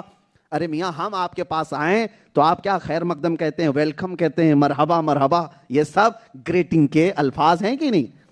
ایک دوسرے کو مبارکبادی دینے کے الفاظ ہیں. تو جب رسول اللہ گئے تھے میرے رب کے حضور تو اللہ کے نبی نے اللہ کی تعریف میں یوں کہا تھا التحیات للہ والصلوات والطیبات، جس کا معنی ہوتا ہے تمام پاکیاں اللہ کے لیے ہیں، تمام رحمتیں اللہ کے لیے ہیں، تمام بلندیاں اللہ کے لیے ہیں. یہ حمد ہے اللہ کی. کیا ہے یہ؟ حمد ہے. اللہ کی تعریف کس نے کی؟ رسول اللہ نے کی. اللہ کی تعریف جب رسول اللہ نے کی تو رب نے جواب میں کہا السلام علیک ایھا النبی، اے نبی تم پر سلامتی ہو. اور اتنا ہی نہیں کہا ورحمۃ اللہ وبرکاتہ، اللہ کی رحمتیں بھی ہوں اور برکتیں بھی ہوں. پہلے نبی نے اللہ کی تعریف کی تو جواب میں اللہ نے کیا کہا؟ سلامتی ہو اے نبی آپ پر. اور اتنا ہی نہیں، یہاں ختم نہیں ہوا. اب میرے نبی کا خاصہ دیکھو، میرے نبی کی رحمتیں دیکھو. اللہ نے جب رسول کو سلام کیا ہے تو حضور نے وہاں پر یہ نہیں کہا کہ اس سے بڑھ کر کے کس کو آج قسمت ملی ہے، کس کو یہ نصیبہ ملا ہے، کسی کو نہیں. لیکن رسول اللہ نے اسی وقت فوراً عرض کیا والسلام علینا وعلی عباد اللہ الصالحین، اے مولا صرف مجھ پر نہیں میری پوری گنہگار امت پر بھی تیری سلامتی ہو. علینا والسلام علینا میں رسول اللہ نے اپنی پوری گنہگار امت کو شامل کیا. وعلی عباد اللہ الصالحین، اور تیرے نیک بندوں پر بھی تیری رحمت ہو اور میری گنہگار امت پر بھی تیرا سلام ہو. اللہ، ایک کنورسیشن ہے کس رات کا؟ آج کی رات کا. رسول اللہ گئے اور تعریف کی پہلے اللہ کی، التحیات للہ والصلوات والطیبات. یاد رکھنا جب بھی نماز پڑھنا. اور رسول اللہ نے جب تعریف کی تو رب نے کیا کہا؟ السلام علیک ایھا النبی ورحمۃ اللہ وبرکاتہ، اے نبی آپ پر سلامتی ہو، اللہ کی رحمتیں اور برکتیں ہوں. پھر رسول اللہ نے عرض کیا مولا صرف مجھ پر نہیں میری پوری گنہگار امت پر بھی سلامتی ہو اور تیرے نیک بندوں پر بھی سلامتی ہو. یہ کنورسیشن چل رہا تھا. حضور نے حمد بیان کی، رب نے سلام کیا، پھر گنہگار امتیوں پر اور نیک بندوں پر بھی رب کی سلامتی کی عرض میرے آقا نے کی. یہ جو مکالمہ چل رہا تھا سارے ملائے اعلیٰ فرشتے سن رہے تھے، سارے فرشتے سن رہے تھے. جب نبی اور خدا کی باتیں فرشتوں نے سنی تو سارے فرشتوں نے پکار کر کہا اشہد ان لا الہ الا اللہ. سارے فرشتوں نے کہا ہم گواہی دیتے ہیں کہ اللہ کے سوا کوئی معبود نہیں، اور ہم گواہی دیتے ہیں کہ محمد اللہ کے رسول اور اس کے بندے ہیں. ہے یہ پورا واقعہ معراج. اسی لیے نماز کو کہا گیا ہے مومنوں کی معراج ہے. ہر نماز میں تم یہ یاد کرو میرے آقا نے رب سے عرض کیا تھا، رب نے سلام بھیجا تھا، پھر میرے آقا نے ہم گنہگاروں کو یاد کیا تھا، پھر فرشتوں نے گواہی دی تھی. یہ واقعہ مجھے کہنے کی ضرورت اس لیے پڑی. میں بات کیا کر رہا تھا؟ اعلیٰ حضرت کا وہ شعر کیا؟ واللہ ذکر حق نہیں کنجی سقر، یعنی حضور کا ذکر چھوڑ کر کے اللہ کا ذکر کرو گے تو یہ ذکر پورا کمپلیٹ نہیں ہے. یہی معراج کا واقعہ بتاتا ہے. معراج رب تعالیٰ کی آتا ہے، رب تعالیٰ کی یہ نبی پاک صلی اللہ تعالیٰ علیہ وسلم کو خصوصی انعام ہے. لیکن اس رات اللہ نے یہ بتایا جہاں محبوب نے میری تعریف کی، اے امتیوں یاد رکھو میری سنت ہے نبی کو سلام کرنا. توجہ، جہاں رب کی تعریف نبی نے کی، اللہ نے بتایا میری سنت ہے نبی کو سلام کرنا. نبی نے اللہ کی حمد کی اور اللہ نے نبی کو سلام کیا. اسی لیے سنیوں کی محفل سلام کے بغیر کمپلیٹ نہیں ہوتی. سلام کے بغیر، ہاں جن کو درد ہے تکلیف ہے وہ رب کی سنت کو چھوڑ کر نکل جاتے ہیں. ہاں حضور پر سلام بھیجنے کا ذکر بھی کہاں سے؟ آج کی رات سے ہوا. آج کی رات سے اللہ تعالیٰ کی عطاؤں کا ذکر کرو، اس کے انعامات کا ذکر کرو، لیکن ساتھ میں میرے نبی پاک کا ذکر کرو، تب تمہارا ذکر کمپلیٹ ہوگا. نماز بھی کمپلیٹ نہیں ہے جب تک نبی کو سلام نہیں بھیجو گے. اور کچھ وہ خبیث ہیں جنہوں نے یہ کہا کہ نبی کا خیال آ جانا نماز میں گدھے اور بیل کے خیال سے بدتر ہے. معاذ اللہ رب العالمین. یہ کوئی چھپی ہوئی باتیں نہیں، چھپی ہوئی ہیں کتابوں میں موجود ہیں. اور لوگ آج یہ کہتے ہیں کہ مولانا لوگ اختلافات کیوں کرتے ہیں. تمہیں کیا پتا ہماری یہ پیٹ کے اختلافات نہیں ہیں، ہماری جائیداد کے اختلافات نہیں ہیں. نبی پاک صلی اللہ تعالیٰ علیہ وسلم کی ذات پر اگر کوئی مسلمان بن کر کے بھی کیچڑ اچھالتا ہے تو ہم اس کی دم پر پاؤں رکھیں گے اور اس کے خلاف ہم بیان کرتے رہیں گے زندگی بھر. اس لیے کہ ہماری زندگی کا مقصد ہی ہے، ہم نے تو یہ طے کیا ہے یا رسول اللہ ہے جو زندگانی باقی، یہ ارادہ کر لیا ہے تیرے منکروں سے آقا میں مروں گا لڑتے لڑتے. ہاں تیرے منکروں سے آقا میں مروں گا لڑتے لڑتے. اس لیے کہ ہمیں جو کچھ بھی ملا ہے وہ نبی کے صدقے میں ملا ہے. تو جب حضور پاک صلی اللہ تعالیٰ علیہ وسلم کی عزت پر بات آئے تو کیا ہم کھاتے پیتے رہ جائیں؟ ہاں ہم حلوہ پراٹھے اور بریانیوں پر رہ جائیں؟ میرے عزیزو، حضور کی عزت پر بات آئے تو اس کا دفاع کرنا ہر مومن کا حق ہے. ہر مومن کا حق ہے. یہاں ماں کی گالی پر برداشت نہیں کرتا، یہاں باپ کی گالی پر بندہ برداشت نہیں کرتا، آسمان سر پہ اٹھا لیتا ہے. اور جس نبی نے رو رو کر ہر رات ہماری بخشش کی دعا کی، اس کی عزت پر سوال آئے تو کیا ہم مصلحت اور حکمت کی چادر میں چھپ جائیں گے؟ ایسا نہیں ہوگا. موت آنی ہے تو آ کر رہے گی. جب تمہاری ماں کی گالی کا بدلہ لینے کے لیے نکلتے ہو تو کیا ڈر نہیں ہوتا؟ اس وقت نہیں ڈرتے. باپ کو کسی نے کوسا گالی دیا تو سیدھے گلی میں نکل آئے اور اس وقت نہیں دیکھا کہ کیا ہوگا، کیس ہوگا، کیا ہوگا، کچھ نہیں دیکھا. اور نبی پاک کی عزت پر بات آئے، بار اگر جواب دینے کی بات ہے، ہزار طرح کی باتیں آتی ہیں. ماحول خراب ہے، حکومت اس کی ہے، اس کی ہے، پتہ نہیں کیا کیا باتیں. ایک بات یاد رکھو، بدر کے میدان سے لے کر آج تک ماحول ویسا ہی ہے، کبھی اچھا ہوا ہی نہیں ہے. ہاں ہمارے لیے کبھی ماحول اچھا ہوا ہی نہیں، ہر زمانہ ایسا ہی رہا ہے. کبھی کوئی ہلاکو آیا، کبھی کوئی چنگیز آیا، کبھی کوئی یزید آیا. ہر زمانہ ایسے یزیدیوں سے بھرتا رہا ہے. لیکن جو اہل حق ہیں انہی حالات میں اپنے نبی کا تذکرہ کر کے جاتے رہے. یاد رکھنا میرے عزیزو، ہمیں پتہ ہے ہمارا انجام کیا ہوگا. ہمیں بھی معلوم ہے ہمارے بیوی بچے، ہمارے گھر بار، ہمارے آس پاس، ہماری جائیدادیں، ہمارا سب کیا ہونے والا ہے، ہمیں سب پتہ ہے. بہت سوچ سمجھ کر کے ہم نے اوکھلی میں سر رکھا ہے، بہت سوچ سمجھ کر کے. لیکن اس بات کا بھی ہمیں یقین ہے کہ مٹائے گا کوئی بھی اگر ہماری ہستی کو اس نام پاک پر یقین ہے کہ کربلا کی طرح ہزاروں سال نام اللہ زندہ رکھتا ہے، ہزاروں سال زندہ رکھتا ہے.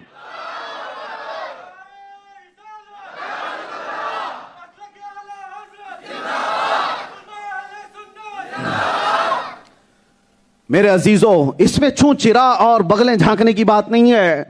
لوگوں کو آج بھی یہ ہے میاں میں کوئی وہ نہیں ہوں، کوئی نڈر بات کرنے والا. لوگوں نے اس طرح سے سمجھا ہوگا کہ بے خوف نڈر ہو کر بات کرتے ہیں. میاں یہ ہر مومن کا حق ہے. بے خوف ہو کر کے جینا ہر مومن کا وصف ہونا چاہیے. بزدلوں کا یہاں کیا مقام، بزدلوں کی کیا جگہ ہے؟ نبی پاک صلی اللہ تعالیٰ علیہ وسلم کا چاہنے والا، اسے سب سے پہلا یہ یقین ہوگا کہ اس روئے زمین پر میں سب سے سچے دین پر قائم ہوں. مجرم قوم سے وابستہ نہیں ہوں کہ ٹوپی چھپانا پڑے، داڑھی چھلانا پڑے اور سیکولر بن کر کے گھومنا پڑے، کوئی پہچان نہ لے. نہیں، روئے زمین پر جی رہا ہے تو میرے نبی کی نسبت پر فخر کے ساتھ جیے، فخر کے ساتھ جیے. اس نبی سے بہتر چہرہ کسی کا کائنات میں ہو ہی نہیں سکتا. اس نبی کے لباس سے بہتر کوئی لباس نہیں ہے. ہمارا یہ یقین ہے. دنیا ننگا گھومنے پر فخر کرتی ہے، تم نبی کی سنت پر کیوں شرم حیا کرو گے؟ آج دنیا چوڑیاں، بالیاں، چوٹی رکھنے میں شرم نہیں کرتی، تمہیں داڑھی میں کیا شرم ہے؟ نبی پاک صلی اللہ علیہ وسلم کی سنتوں پہ کس بات کی شرم ہے؟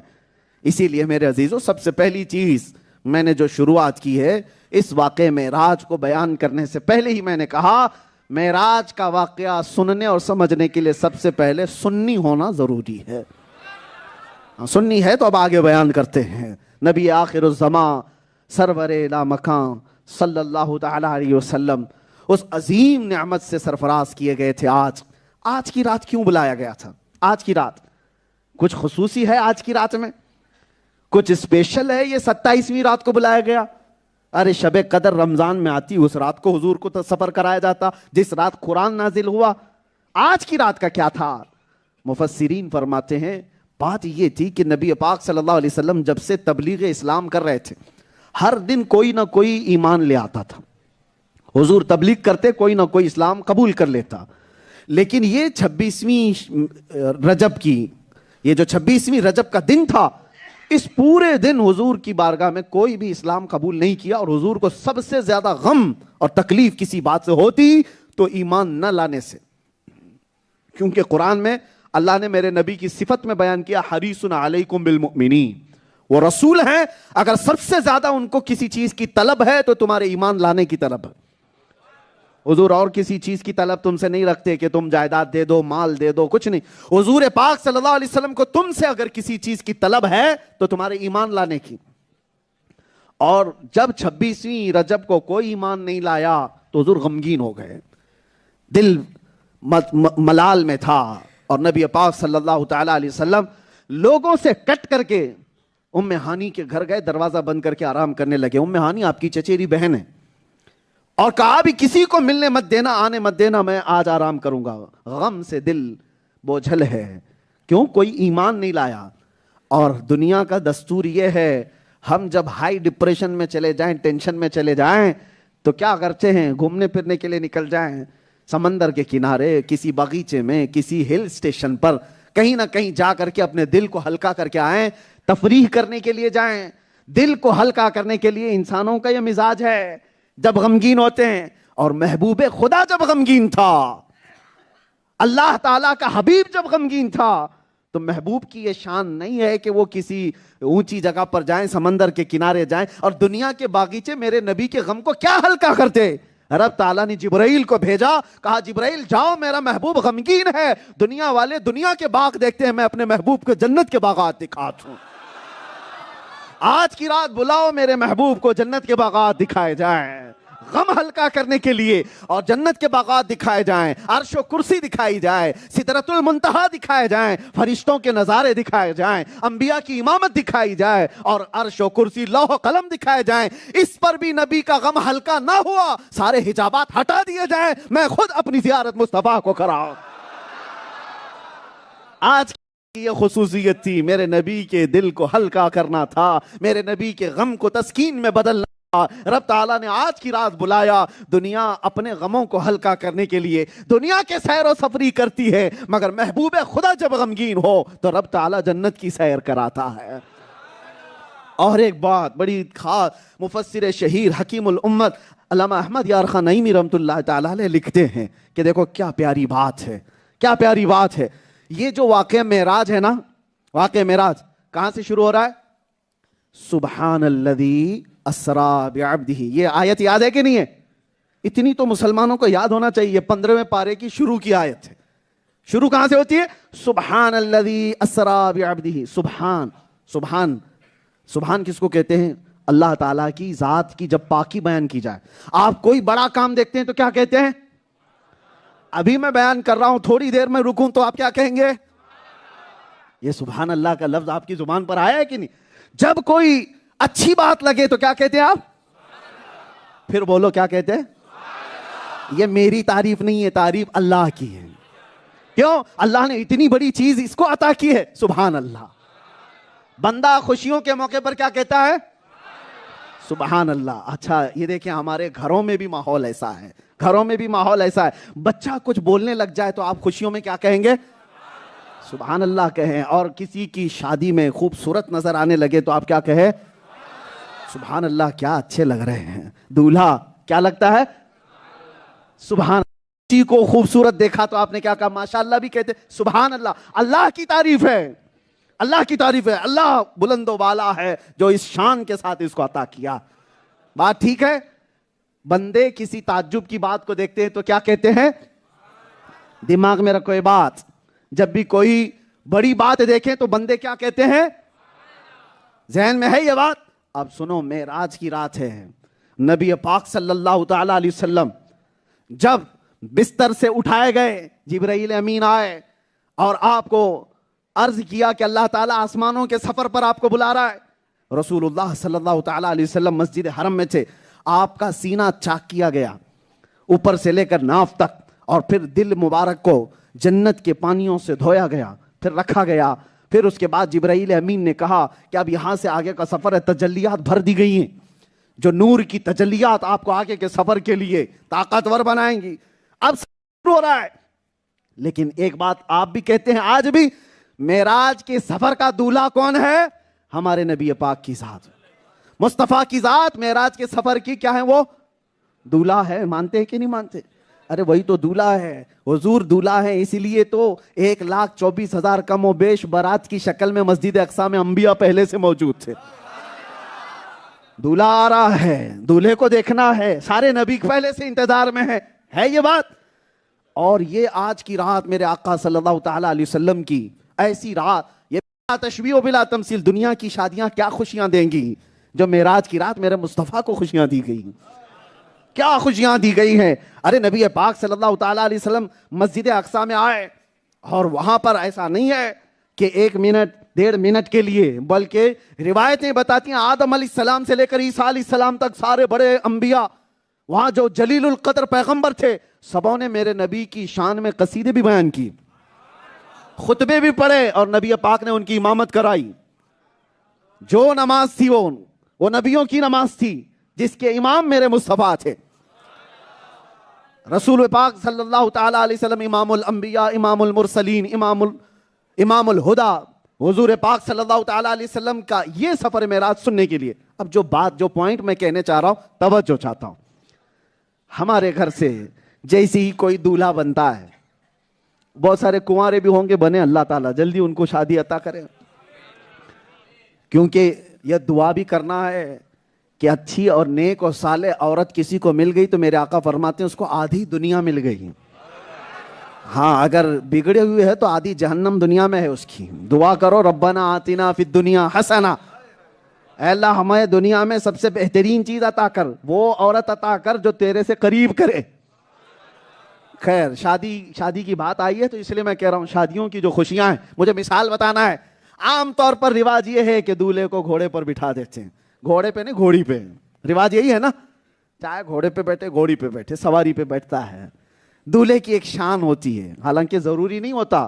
اب تو یہاں ممبئی والے کہاں گھوڑی ڈھونڈیں گے, یہاں تو مرسیڈیز میں چلے جائیں گے.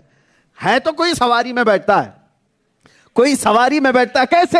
سج دھج کر کے, تیار ہو کر کے, صحرا پہن کر کے بیٹھتا ہے, اور اس کو لے جانے والے اس کے قریبی رشتہ دار, ارے ماں بھی ہوتی ہے, باپ بھی ہوتا ہے, بھائی بھی ہیں, بہنیں بھی ہیں, ارے ان کی بلائیں اتار رہی ہوتی ہیں, صدقہ اتار رہی ہوتی ہیں. یہ جب شادی میں جانے کا وقت ہوتا ہے تو جب دولہا پورا ٹوٹل ریڈی ہو جائے اور سواری پر بیٹھ جائے تو لوگوں کی زبان سے اس کو دیکھ کر کے کیا نکلتا ہے؟ سبحان اللہ.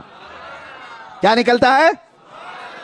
اب سنو, یہ دولہا جب سواری پر بیٹھ جاتا ہے تو دنیا اس کو کہتی ہے دیکھ کر سبحان اللہ کیا خوبصورت لگ رہا ہے. لیکن میرے آقا بلا تشبیہ بلا تمثیل یہ دنیا کے دولہوں کی مثال ہے. نبی آخر الزمان صلی اللہ تعالی علیہ وسلم معراج کی سفر پر جانے لگے. کون تھا گھر پر؟ ام ہانی کے گھر آرام کر رہے ہیں. لیکن جب اٹھایا گیا, جبرائیل امین ساتھ ہیں, اور اس رات میرے آقا دولہا بنائے جا رہے ہیں, اور جنت سے پانی لایا گیا ہے, دھلا گیا ہے, کون سا لباس پہنایا گیا یہ وہ جانے. اور سواری کیا لائی گئی؟ براق کی سواری. جہاں تمہاری نظر جائے وہاں اس کا پہلا قدم پڑے. یہ براق کی سواری کھڑی ہے, ارے نورانی سواری ہے, اور اس پر جبرائیل امین نے کہا سوار ہو جائیں. میرے آقا بیٹھے ہیں. آج میرے آقا صلی اللہ تعالی علیہ وسلم, یہ وہ رات ہے جو دولہا کی رات ہوتی ہے, اور سجنے کی رات ہے, تیار ہونے کی رات ہے. ایسے وقت میں رشتہ دار قریب ہوتے ہیں, مگر میرے آقا صلی اللہ علیہ وسلم کی ماں بہت کم عمری میں فوت ہو چکی تھی, اور باپ میرے آقا کے پیدا ہونے سے پہلے انتقال کر چکے تھے. تھے.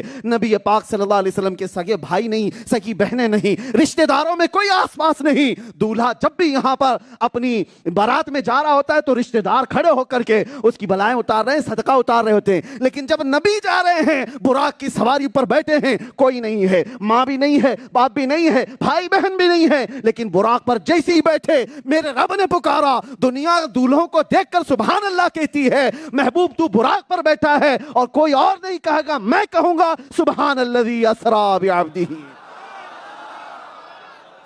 رب نے فرمایا کیا اس پورے واقعے کو, سبحان الذی. یہ بھی سبحان اللہ کس نے کہا؟ ارے ہم تو اللہ کی تسبیح بیان کرتے ہیں اچھی چیز کو دیکھ کر, محبوب کی شان وہ ہے کہ خود بیان کرتا ہے سبحان اللہ. نبی پاک کی دولہے کی سواری کو دیکھ کر کس نے سبحان اللہ کہا؟ خود خالق کائنات نے. یہ ہے میرے نبی کی شان, آغاز سے اخیر تک قرآن ہے نعت مصطفیٰ, محبوب کے بیان کا کیسا انوکھا ڈھنگ ہے. میرے عزیزو, یہ یہاں تک شروعات ہے. اس کے بعد وہ سواری پر بیٹھے, یہ بھی ایک دلیل ہے ان خبیثوں کے لیے جو کہتے ہیں روح کے ساتھ سفر کیے تھے. ارے روح کے لیے براق کی کیا ضرورت تھی؟ روح کے لیے براق کی کیا ضرورت تھی؟ سواری آئی ہے اس لیے کہ جسم کے ساتھ گئے تھے, جسم کے ساتھ گئے تھے. وہ پورا واقعہ میں بیان بھی نہیں کر پاؤں گا, آپ بھی شاید تھک جائیں گے, پوری رات بھی لگ جائے اس کا ایک حصہ نہیں کمپلیٹ ہوگا. یہی تو کمال ہے اس معراج کے سفر کا, یہی تو کمال ہے کہ بیان کرنے میں گھنٹوں لگ جائیں, میرے مصطفیٰ کو سفر کرنے میں منٹ بھی نہ لگے. زنجیر بھی ہلتی رہی, بستر بھی رہا گرم, تا عرش گئے پھر آئے محمد صلی اللہ علیہ وسلم. حضور کے سفر میں منٹ بھی نہیں لگے اور ہمیں سننے میں گھنٹوں بھی لگ سکتے ہیں. حضور پاک صلی اللہ تعالیٰ علیہ وسلم کا سفر شروع ہوا.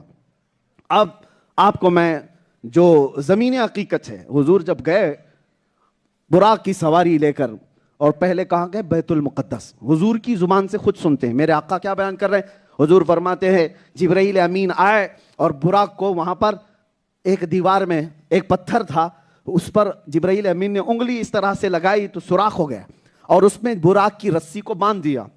جانتے ہو بیت المقدس میں وہ سوراخ آج بھی موجود ہے, آج بھی موجود ہے. اور نبی پاک صلی اللہ تعالیٰ علیہ وسلم کے لیے بیت المقدس کا دروازہ کھلا. حضور فرماتے ہیں سارے انبیاء وہاں پر کھڑے ہوئے تھے, سارے انبیاء وہاں پر کھڑے تھے. نماز اقصیٰ میں تھا یہی سر, آیا ہو معنی اول آخر. اعلیٰ حضرت کہتے ہیں نماز اقصیٰ میں یہی تھا سر, آیا ہو یعنی ظاہر ہو جائے معنی اول و آخر. حضور اول بھی ہیں اور آخر بھی ہیں, حضور اول بھی ہیں آخر بھی ہیں, اس کا معنی ظاہر ہو جائے. اسی لیے بیت المقدس میں لایا گیا کہ صف بستہ کھڑے تھے سارے وہاں پر, جو صف کے دست بستہ پیچھے کھڑے تھے, جو سلطنت آگے کر گئے تھے, یعنی سارے نبی جو سلطنت کر کے گئے تھے وہ سب دست بستہ وہاں کھڑے تھے. حضور صلی اللہ تعالیٰ علیہ وسلم پیدا ہونے میں سب سے آخری نبی ہیں کہ نہیں ہے؟ سب سے آخری نبی ہیں کہ نہیں؟ تو حضور خاتم النبیین آخری نبی ہیں, یہ آخر کا معنی ہو گیا.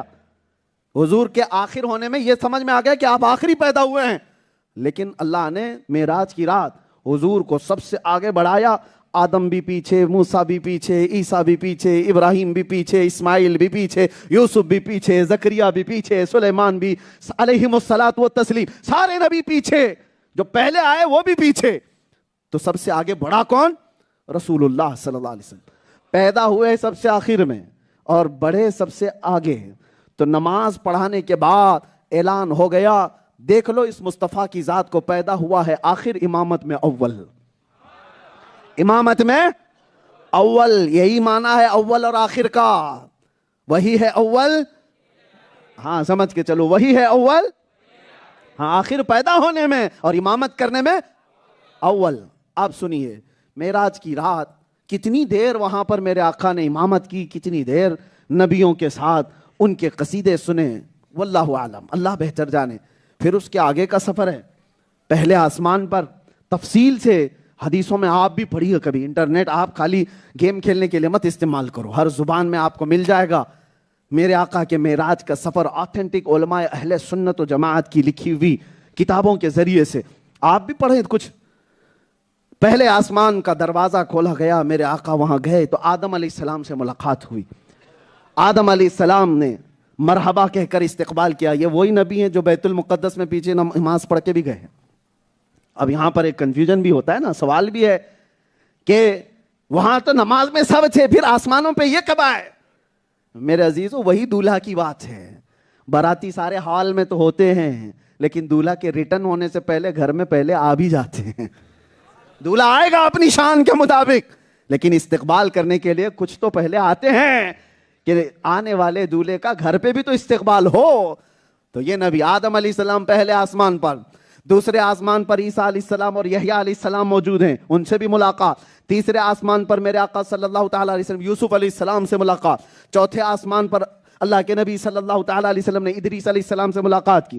پانچویں آسمان پر اللہ کے نبی صلی اللہ تعالیٰ علیہ وسلم نے اور نبیوں سے، چھٹے پر حضرت موسیٰ علیہ السلام سے، پانچویں پر ہارون علیہ السلام سے، چھٹے پر موسیٰ علیہ السلام، ساتویں پر ابراہیم علیہ السلام سے ملاقات کی. یہ سننے میں آسان لگ رہا ہے، ایک آسمان سے دوسرے آسمان کے بیچ کا سفر 500 سال کا ہے. 500 سال کا. آپ کو سننے میں آسان لگ رہا ہے، میرے نبی نے سفر کر لیا.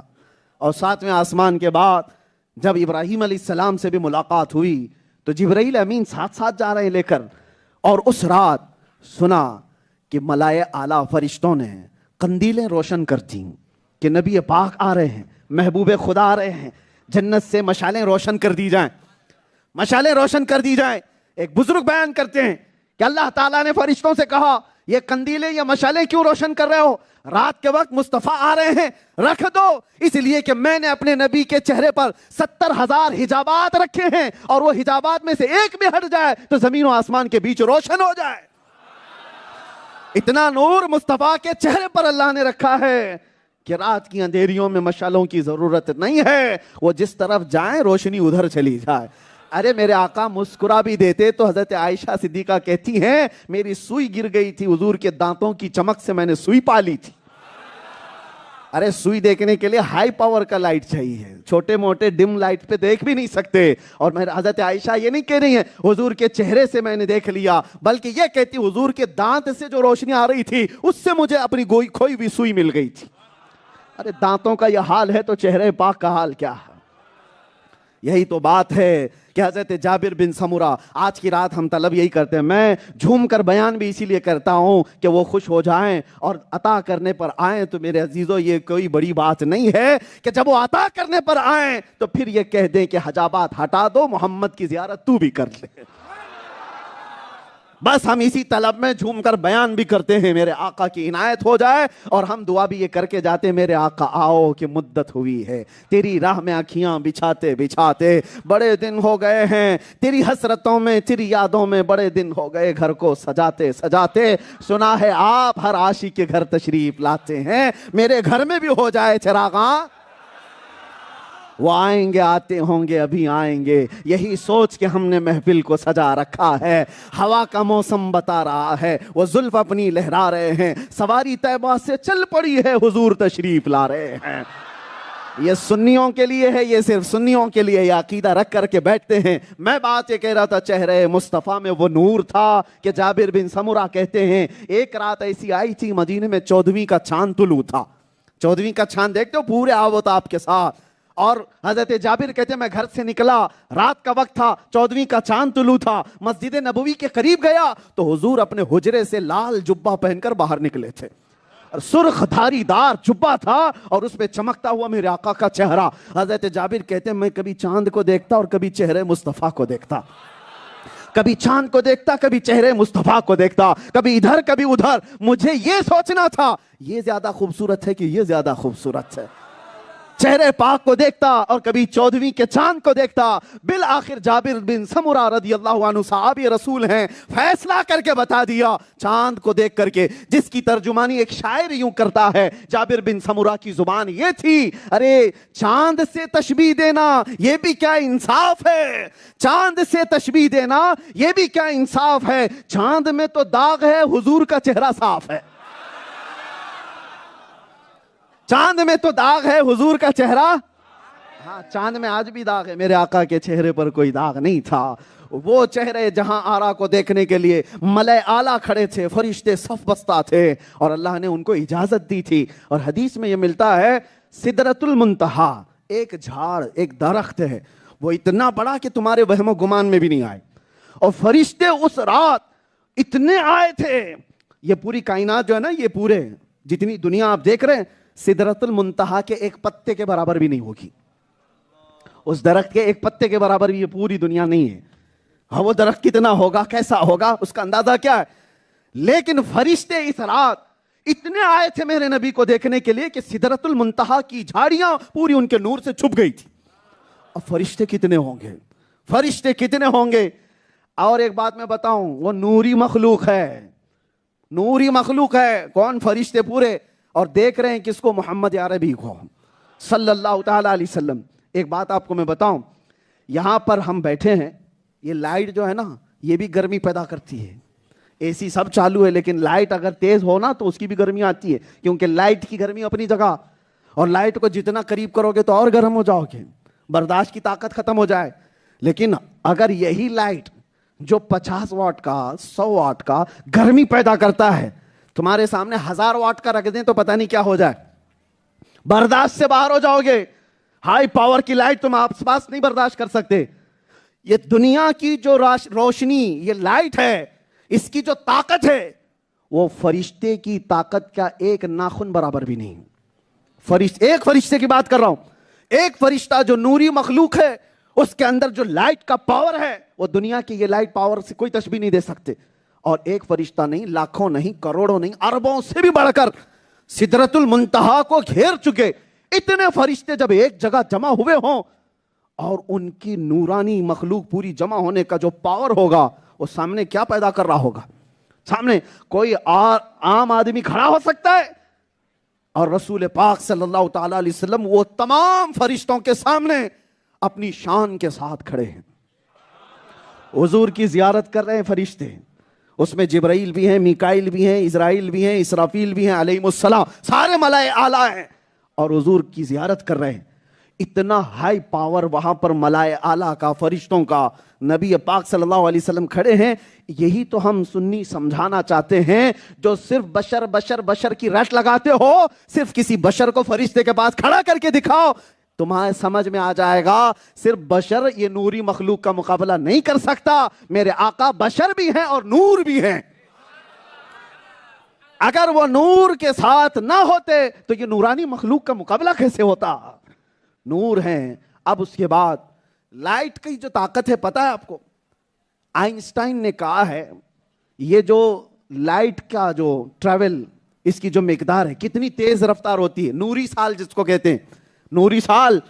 ارے لائٹ کی جو رفتار ہے اس کا 10% نکالا گیا تو 1,67,000 kilometre per second. 1,67,000 kilometre per second. یہ روشنی, یہ پورے نوری جو سال ہیں, جو سفر ہے, اس کا 10% کہا گیا ہے. 90% تو چھوڑو, اس کا اتنا حصہ. باقی کتنا تیز رفتار ہوگی یہ کوئی نہیں سمجھ سکتا. نور کے سفر کے بارے میں, روشنی کے سفر کے بارے میں, یہ دنیا کا سائنسدان کہتا ہے اتنا تیز سفر کر سکتا ہے, اور اتنا تیز کوئی انسان نہیں کر پائے گا. یہ جو دنیاوی سائنس کا علم رکھتے ہیں ان لوگوں کا کہنا ہے. اب میں آپ کو بتاؤں, یہ معراج کے سفر میں, ارے میاں ایک چیز ہوتی تو سمجھ میں آتی. جبرائیل آنے والے جو بلانے کے لیے وہ نور ہیں, جو سفر کے لیے سواری لائی گئی براق وہ نور ہے, اور میرے آقا جو سوار ہونے والے وہ نور ہے. نور آیا ہے, نور لے کر آیا ہے, کو لے جانے کے لیے آیا ہے, اور جس کے پاس لے جایا جا رہا ہے اللہ نور السماوات والارض.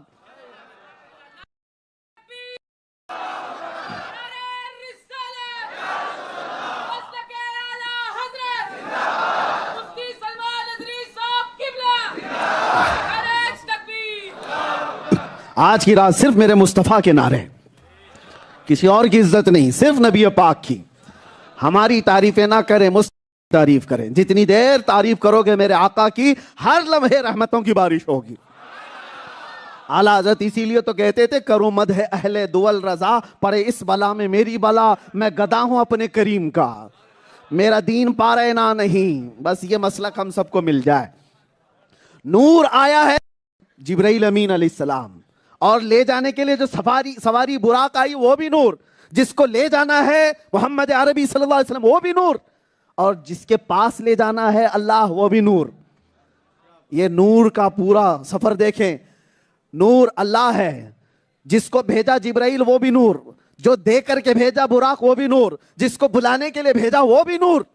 ارے جہاں سارا سفر شروع سے لے کر آخر تک نور نور نور نور ہی ہو تو تمہاری یہ خرافاتی عقل میں کہاں سے آئے جو سوالات کرتے ہو؟ ارے مٹی کے ذہن کا آدمی نور کی باتیں کہاں سمجھ سکے گا؟ اور رفتار تم ناپ رہے ہو، تمہاری رفتار پر قیاس مت کرو. تم اپنے کاموں پر نبی پاک کے کاموں کو قیاس نہ کرو. ارے میں نہیں اتنا جا سکتا، وہ کیسے جا سکتے ہیں؟ تیری حیثیت اور ہے، میرے آقا کا مقام اور ہے.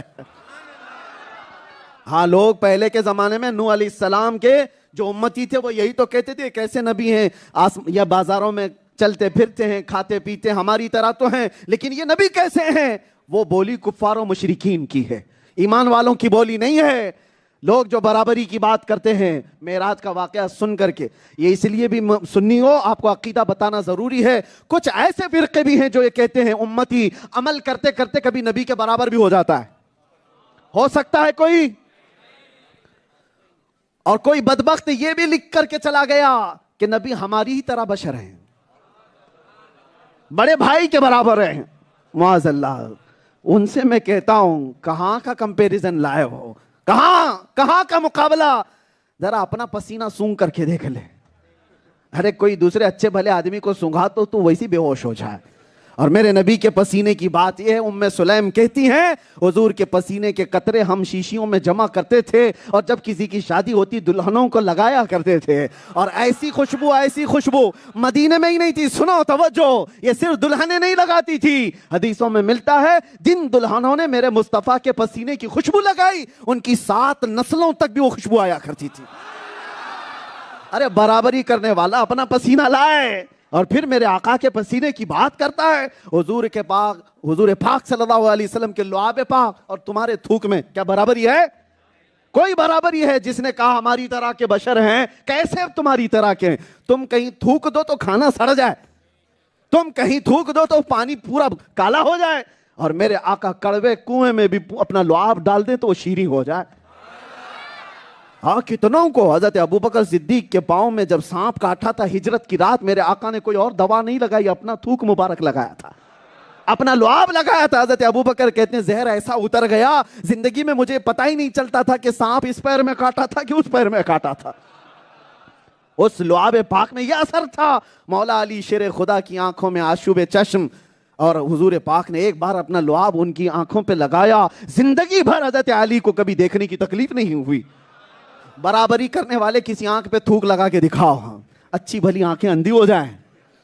ہاں، اور میرے آقا کے جسم پر کبھی مکھی اور مچھر نہیں بیٹھے، اور تمہاری مچھردانیاں چھوڑ کر کے اندر آئے، آل آؤٹ کو بھی آؤٹ کر کے آئے ہیں. سارا فیل ہو جاتا ہے نظام مچھروں سے. اور نبی پاک صلی اللہ علیہ وسلم کی پوری زندگی بھر کبھی آپ کے جسم پر مچھر نہیں بیٹھا، مکھی نہیں بیٹھی. برابری کرنے والے بات کرتے ہیں. عزیزان گرامی، یہ معراج کا سفر سن کر کے ان کی عقلوں پر دے مارو. تم اپنا سفر بھی بتاؤ، اپنا سفر بھی. ایک اور بات، جاہلوں کو بہکایا جا سکتا ہے، اسی لیے علم حاصل کرو، علم حاصل کرو.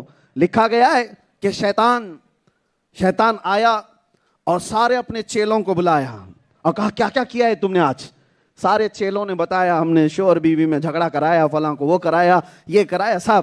ایک شیطان نے کہا ایک بچے کو میں نے مدرسہ جانے سے روک دیا، علم حاصل کرنے سے میں نے بچے کو روک دیا. شیطان نے اٹھا کر اس کو گود میں بٹھا لیا.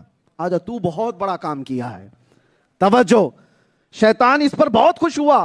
ارے شوہر بیوی کو لڑا کے آئے ہوئے چیلے بھی تھے اور گھروں میں فساد مچا کر کے آئے، کسی کو زنا کروا کے آئے، کسی سے ڈاکہ زنی کروا کے آئے.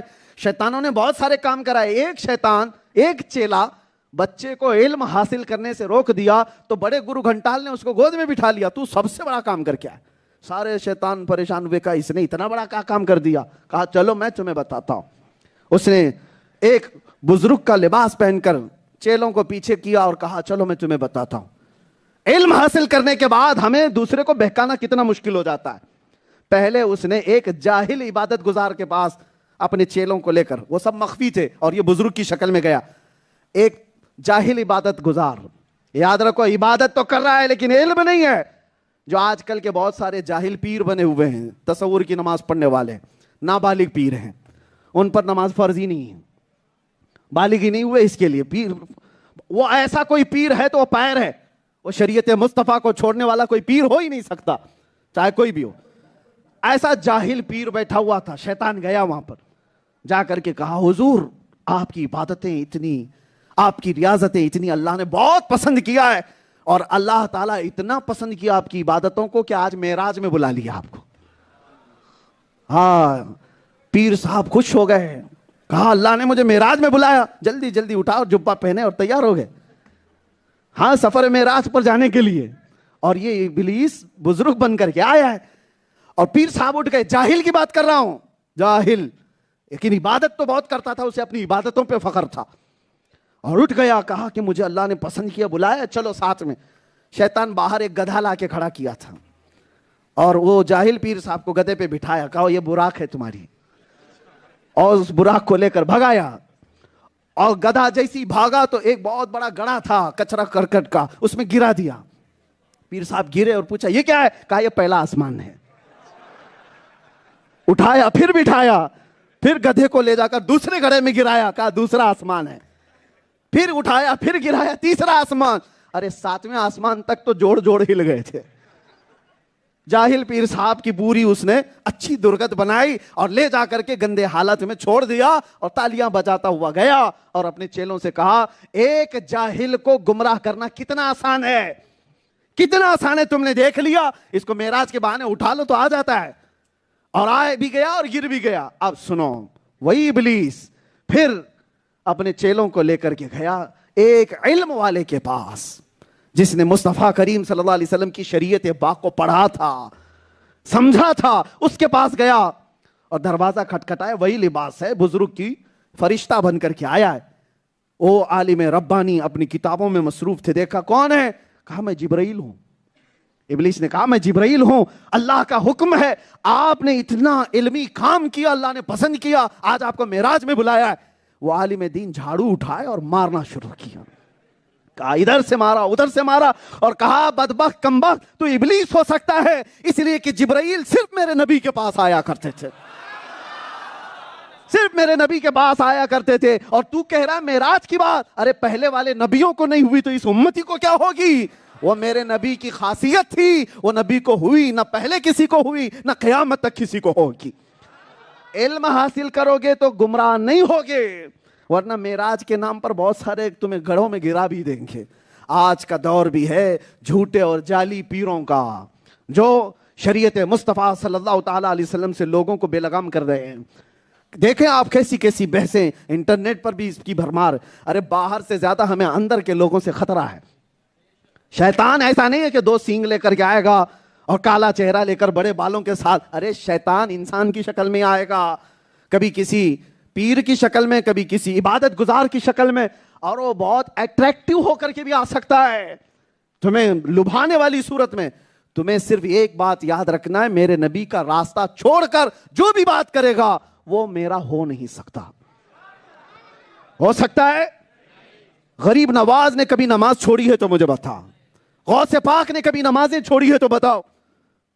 جب اتنے بڑے بڑے اولیاء نے نماز نہیں چھوڑی تو یہ جھوٹے پیر کہتے ہیں ہم تو تصور کی نماز پڑھتے ہیں. کتنے تو مرید ایسے بہک جاتے ہیں، ارے یہ دن بھر قوالی میں ہی بیٹھے ہوئے ہیں، وہ کہتے ہیں ہمارے پیر صاحب پہنچا دیں گے. کیا پہنچائیں گے؟ قبر میں اتنے ڈنڈے پیر کو پڑھ رہے ہوں گے، تجھے کیا پہنچائے گا وہ؟ ہاں نماز کی جو تلقین نہیں کرتا، جو شریعت مصطفیٰ کی بات نہیں کرتا، وہ تمہیں کہیں نہیں پہنچا سکتا، وہ گڑھے میں پہنچائے گا. ایک بات یاد رکھو میرے عزیزو، جھوٹوں کی دنیا سے اپنے آپ کو بچائے رکھنا تمہاری ایمان کا امتحان ہے یہ.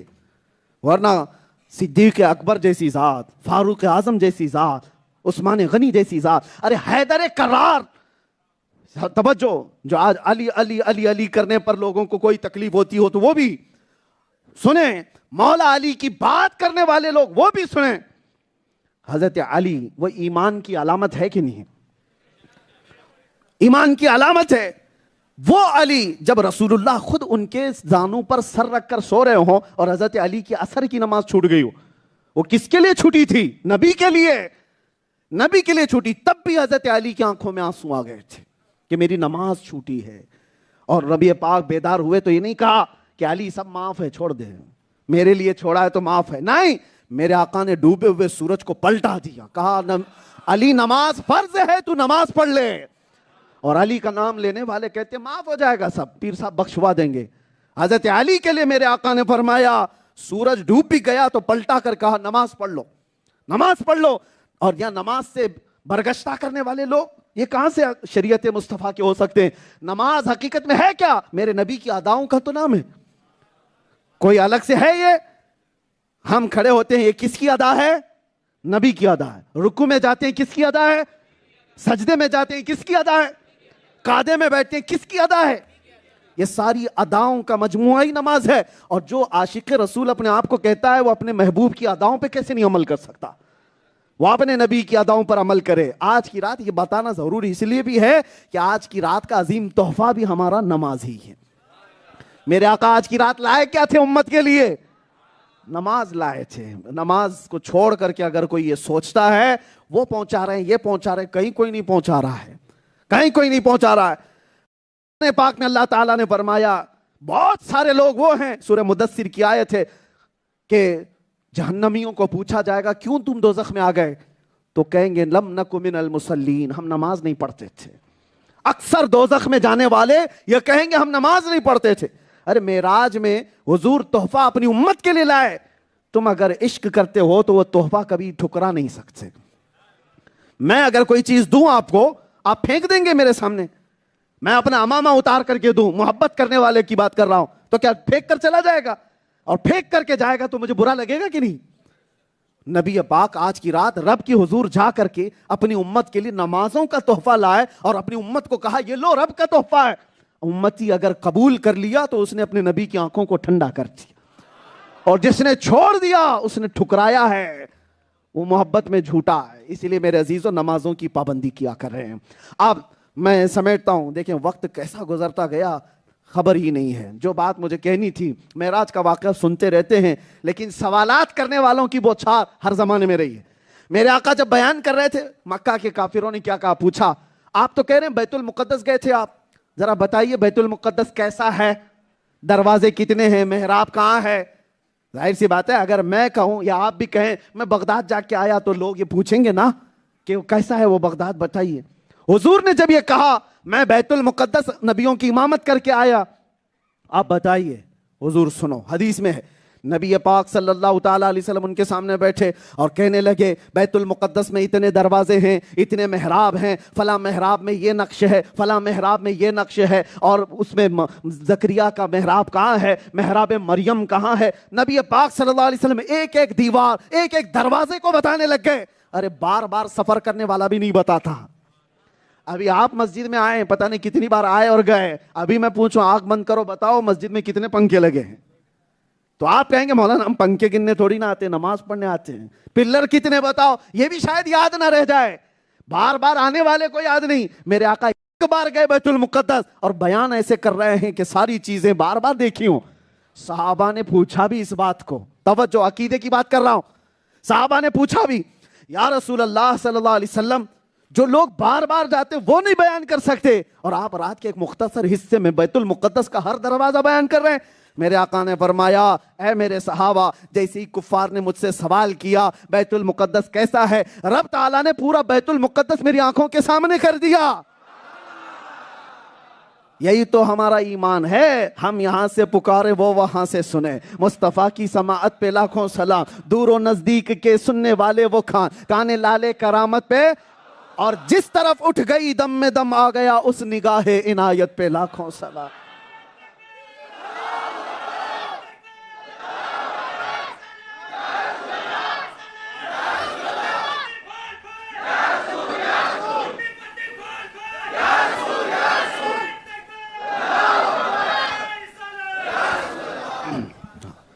نبی پاک صلی اللہ تعالیٰ علیہ وسلم ایسے بیان کر رہے ہیں.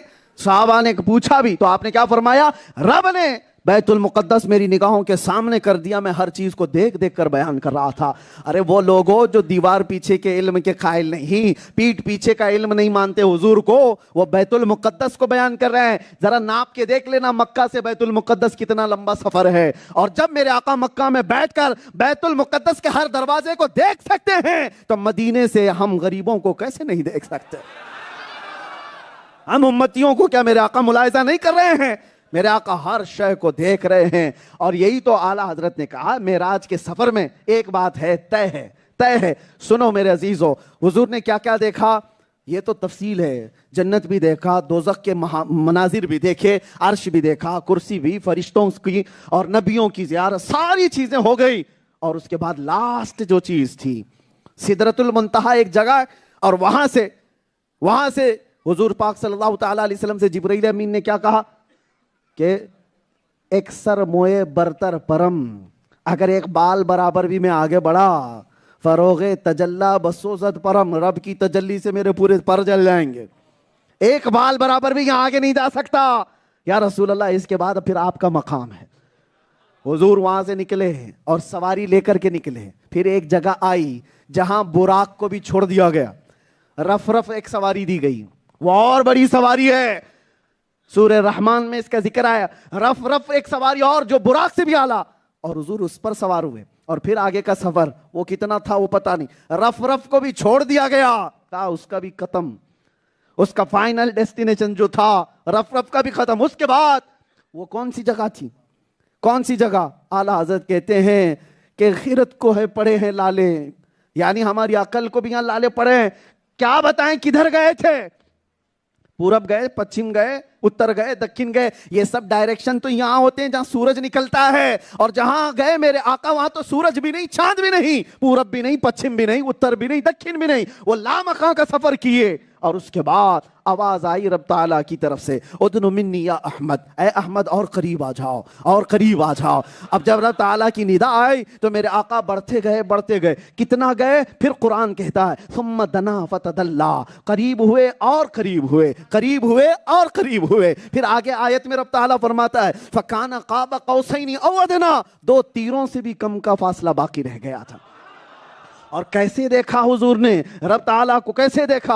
ارے وہ موسیٰ علیہ السلام جو کوہ طور پر رب تعالیٰ کی تجلی دیکھنے کی بات کر رہے تھے کہ مولا میں تجھے دیکھنا چاہتا ہوں، رب کیا کہہ رہا تھا؟ لن تھرانی، تو ہرگز نہیں دیکھ سکتا۔ موسیٰ علیہ السلام بار بار یہ سوال کر رہے تھے تو اللہ نے فرمایا ٹھیک ہے، تم دیکھنا چاہتے ہو کوہ طور پر آؤ، فخلع نعلیک انک بالوادی المقدس طویٰ، اپنی چپلیں اپنے نعلین نکال کر کے آؤ، مقدس وادی پہ آ رہے ہو۔ اور طور پر گئے، کوہ طور پر گئے، اور وہاں سے رب تعالیٰ نے فرمایا قریب دیکھتے رہنا، ایک دوسرے پہاڑ پر جو قریب میں ہے اللہ تعالیٰ اپنی تجلی کا وہاں پر ظہور کرے گا، وہاں اپنی تجلی دکھائے گا، دیکھ سکو تو دیکھ لینا۔ اب حدیثوں میں ملتا ہے سوئی کے ناکے کے بھی کروڑویں حصے کے برابر اللہ نے اپنی تجلی کا ایک حصہ پہاڑ پر ظاہر کیا۔ موسیٰ علیہ السلام ابھی پلکتے آنکھوں سے یعنی جھپکتی آنکھوں سے دیکھ ہی نہیں پائے کہ بے ہوش ہو کر گر پڑے، پہاڑ پورا جل کر راکھ ہو گیا۔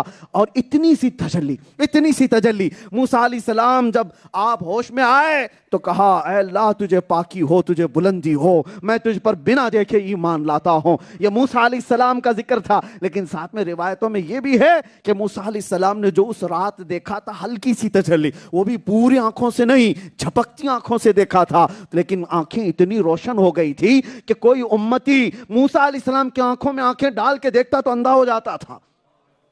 وہ تجلی آنکھوں میں اتنی تھی کہ برداشت نہیں کر پاتا کوئی۔ اور رات کے وقت 45 کلومیٹر دور اگر کالے پتھر پر کوئی چونٹی بھی رینگ رہی ہو تو موسیٰ علیہ السلام اس کو دیکھ لیا کرتے تھے۔ 45 کلومیٹر دور رات کے وقت کوئی چونٹی پتھر پر رینگ رہی ہو موسیٰ علیہ السلام کی آنکھیں اسے دیکھ سکتی تھی۔ اتنی ہلکی تجلی دیکھنے کے بعد موسیٰ کلیم کی آنکھوں کا یہ حال تھا۔ اب میرے مصطفیٰ کی بارگاہ میں آؤ، وہاں پہنچے جہاں کسی کا گمان نہیں پہنچے، وہاں پہنچے جہاں کسی کا خیال نہ پہنچے۔ رف بھی ختم اور سواری براق بھی ختم، جبرائیل کی انتہا بھی ہو گئی۔ اب اس کے بعد صرف ایک آواز آئی ادن منی یا احمد، اور قاب قوسین او ادنا قرآن کہہ رہا ہے۔ اب دیکھا کیسے؟ وہ بھی قرآن سے سنو۔ سورہ نجم کی آیت ہے. رب تعالیٰ فرماتا ہے ما زاغ البصر وما طغى لقد رأى من آیات ربہ الکبریٰ. اللہ فرماتا ہے مصطفیٰ اپنے رب کو کیسے دیکھے؟ اللہ فرماتا ہے ایسے دیکھتے رہے کہ ایک بار بھی پلک بھی نہیں جھپکا, آنکھیں بھی نہیں جھپکی, پوری ہوش کے ساتھ, پوری آنکھوں کے ساتھ رب کی تجلی کو نہیں, ذات الہی کو دیکھا. رب کی ہلکی تجلی کو نہیں, پوری ذات الہی کو دیکھا. اور وہ صرف میرے مصطفیٰ کی آنکھوں کا نور ہے جس نے رب ذوالجلال کی ذات کی زیارت کی. اور اس کے بعد کتنی دیر زیارت کی یہ بھی نہیں پتا, نہ بے ہوش ہوئے نہ گرے, بلکہ ہوش کے ساتھ رب تعالیٰ نے کلام بھی کیا, مصطفیٰ نے جواب بھی دیا. اور اس کے بعد میرے آقا صلی اللہ علیہ وسلم آئے. اب مجھے بتاؤ اے سنیو, حضور پاک صلی اللہ تعالیٰ علیہ وسلم کی آنکھوں سے اب چھپا کیا رہ گیا؟ چھپا کیا رہ گیا؟ دنیا کا جو سب سے بڑا غیب ہے وہ خدا کی ذات ہے. سب سے بڑی چھپی ہوئی چیز کیا ہے؟ وہ خدا کی ذات ہے. انبیاء کو جنت دکھائی گئی ہے, کچھ نبی ہیں جنت دیکھا ہے, کچھ نبیوں نے آسمانیں بھی دیکھی, زمینوں کو بھی دیکھا, اور عرش و کرسی بھی دیکھا ہے. لیکن میرے مصطفیٰ نے وہ غیب دیکھا جو کسی نبی نے بھی نہیں دیکھا. وہ غیب کیا ہے؟ اللہ کی ذات جو کسی پر آیا نہیں, کسی پر ظاہر نہیں, اور وہ میرے مصطفیٰ نے دیکھا. اب دو ٹانگ کے جانوروں سے میں کہتا ہوں جو میرے نبی کے علم پر بات کرتے ہیں اور ان کی نظر پہ بات کرتے ہیں. ارے موسیٰ کلیم اللہ ایک ہلکی تجلی دیکھنے کے بعد 45 کلومیٹر دور رینگتی ہوئی چونٹی کو دیکھ سکتے ہیں, تو میرے آقا جو ذات الہی کو دیکھ کر کے آئے وہ مدینے سے بیٹھ کر پوری کائنات کا کیوں نہیں مشاہدہ کر سکتے؟ اسی لیے اعلیٰ حضرت نے کہا اور کوئی غیب کیا.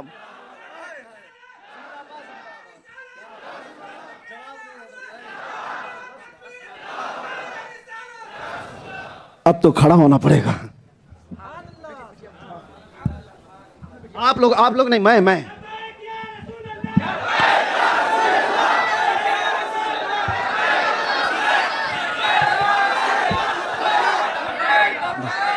بس ہاں توجہ. اس لیے بھی میں کھڑا ہو گیا کہ ہمارے بہت سارے دور کھڑے ہیں, ان کو یہ نہ لگے مولانا بیٹھ کے بیان کر رہے, ہم کھڑے ہو کر ہم بھی کھڑے ہیں, آپ بھی کھڑے ہیں.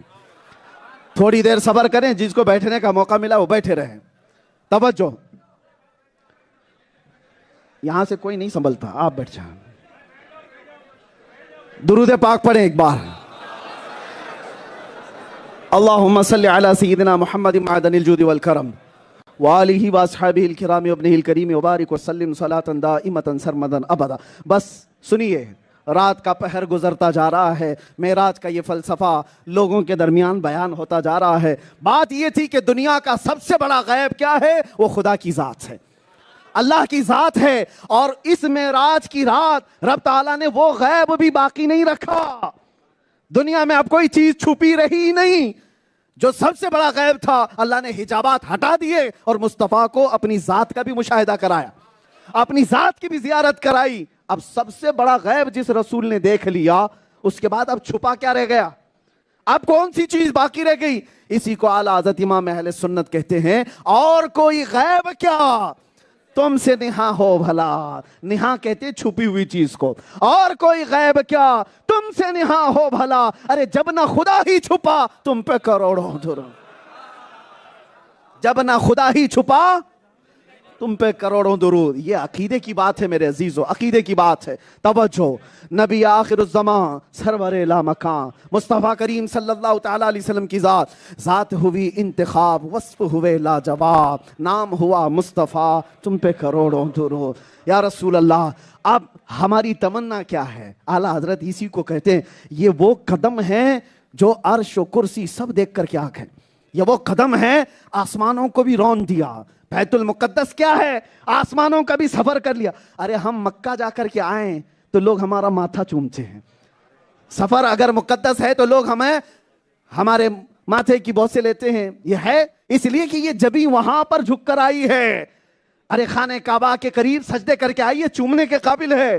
اور میرے آقا کے قدم کہاں کہاں جا کر کے آئے, کہاں کہاں جا کر کے آئے. اگر ختم کرنا ہے تو میں ختم کر دوں.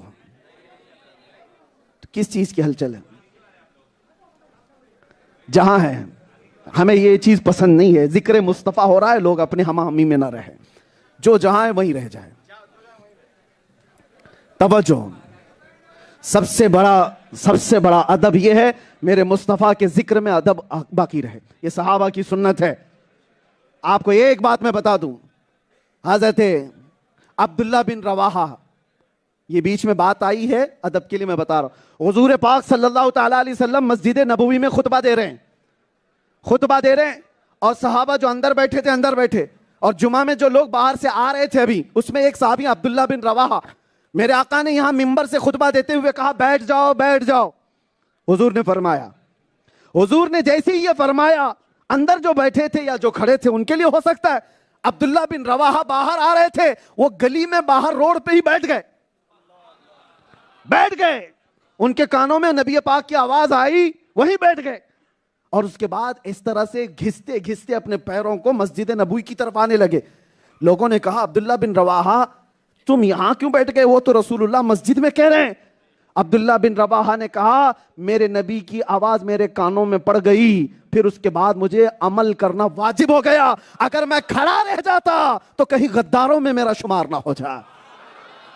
یہ ہے فرمان نبوی پر عمل کرنے والے لوگ تھے. بہرحال سنیے, میں بات یہ عرض کر رہا تھا, رب تعالیٰ کے حضور میرے آقا نے جو ذات الہی کا مشاہدہ کیا اور اس کے بعد آئے, وہ قدم کہاں کہاں کا سفر کر کے آئے. ہم مکہ جا کر کے آئے, مدینے جا کر کے آئے, لوگ ہمارے ہاتھ چومے, ماتھا چومے, اور پھر لوگ قدم بھی چوم لیں کہ یہ وہاں جا کے آئے, میرے نبی کے شہر جا کر آئے, مکہ مکرمہ خانہ کعبہ کے پاس جا کر کے آئے, اور پھر اللہ کے نبی کہاں جا کے آئے, جنت بھی اور عرش بھی, کرسی بھی, لوح و قلم بھی, اور سدرۃ المنتہا, ملائے اعلیٰ کے اوپر, رف پہ سواری, براق پہ سواری, لامکاں کی سیر, اور میرے رب کے قریب جا کر آئے. یہ قدم وہاں جا کر کے آئے, ان قدموں کی برکت کا کیا کہنا, یہ تلووں کی بات کیا ہو سکتی ہے. اسی لیے اعلیٰ حضرت نے اپنے سلام میں یہ تمنا کی ہے. کیا تمنا کی ہے؟ دل کرو ٹھنڈا میرا, وہ کفے پا چاند سا. کفے پا کس کو کہتے ہیں پتہ ہے؟ پیر کے تلوے کو کفے پا کہتے ہیں. یہ فارسی لفظ ہے. کفے پا نیچے کا جو تلوا ہے اس کو کیا کہتے ہیں؟ کفے پا. اور میرے آقا کا تلوا جو ہے چاند جیسا تھا, چاند جیسی چمک تھی. اور اعلیٰ حضرت کہتے ہیں یا رسول اللہ دل کرو ٹھنڈا میرا, وہ کفے پا چاند سا. ارے سینے پہ رکھ دو ذرا, سینے پہ رکھ دو ذرا. تمنا یہی ہے سنی کی کہ یہ وہ قدم ہے جو رب تعالیٰ کے حضور جا کر کے آئے. اگر وہ تلوا سینے پر پڑ جائے تو پھر کیا کہنا, عشق کا امام بن جاتا ہے. سنیے, جو بات میں کہہ رہا تھا وہ یہ ہے کہ لوگ سوالات کی بوچھار کر رہے تھے, بیت المقدس کیسا تھا بتائیے. میرے آقا نے بتا دیا. پھر مکہ والے چالاکیاں ایسی کرتے تھے, انہوں نے یہ پوچھا اچھا کچھ قافلے بیت المقدس کی طرف گئے ہوئے تھے مکہ کے, کیا آپ نے صحیح میں بیت المقدس کا سفر کیا ہے؟ تو بتائیے کوئی قافلے آپ کو دکھے بھی, کوئی قافلے آپ کو دکھے بھی؟ حضور نے فوراً کہا ہاں 3 قافلے میں نے دیکھے ہیں, 3 قافلے ہی گئے تھے. حضور فرماتے ہیں تو ان مکہ والوں نے کہا اچھا بتائیے کون سا قافلہ تھا؟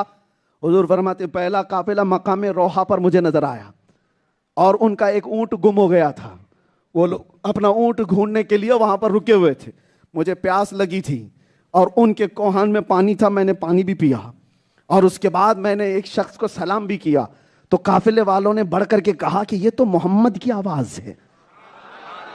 مکہ کا قافلہ تھا. حضور نے کہا, قافلے والوں میں سے ایک نے کہا یہ تو محمد کی آواز ہے, آنے کے بعد ہو سکے تو پوچھ لینا. دوسرا قافلہ مقام ذی فجا میں دیکھا, 2 بھائی 2 قریبی دوست ایک ہی اونٹ پر سوار ہیں, اور جب میری سواری ان کے قریب سے گزری تو ان کا اونٹ بدک گیا نوری مخلوق کو دیکھ کر, تو وہ دونوں نیچے گر گئے. اس میں سے ایک کا ہاتھ بھی ٹوٹا, اور واپس آنے کے بعد ہو سکے تو یہ بھی نشانی پوچھ لینا.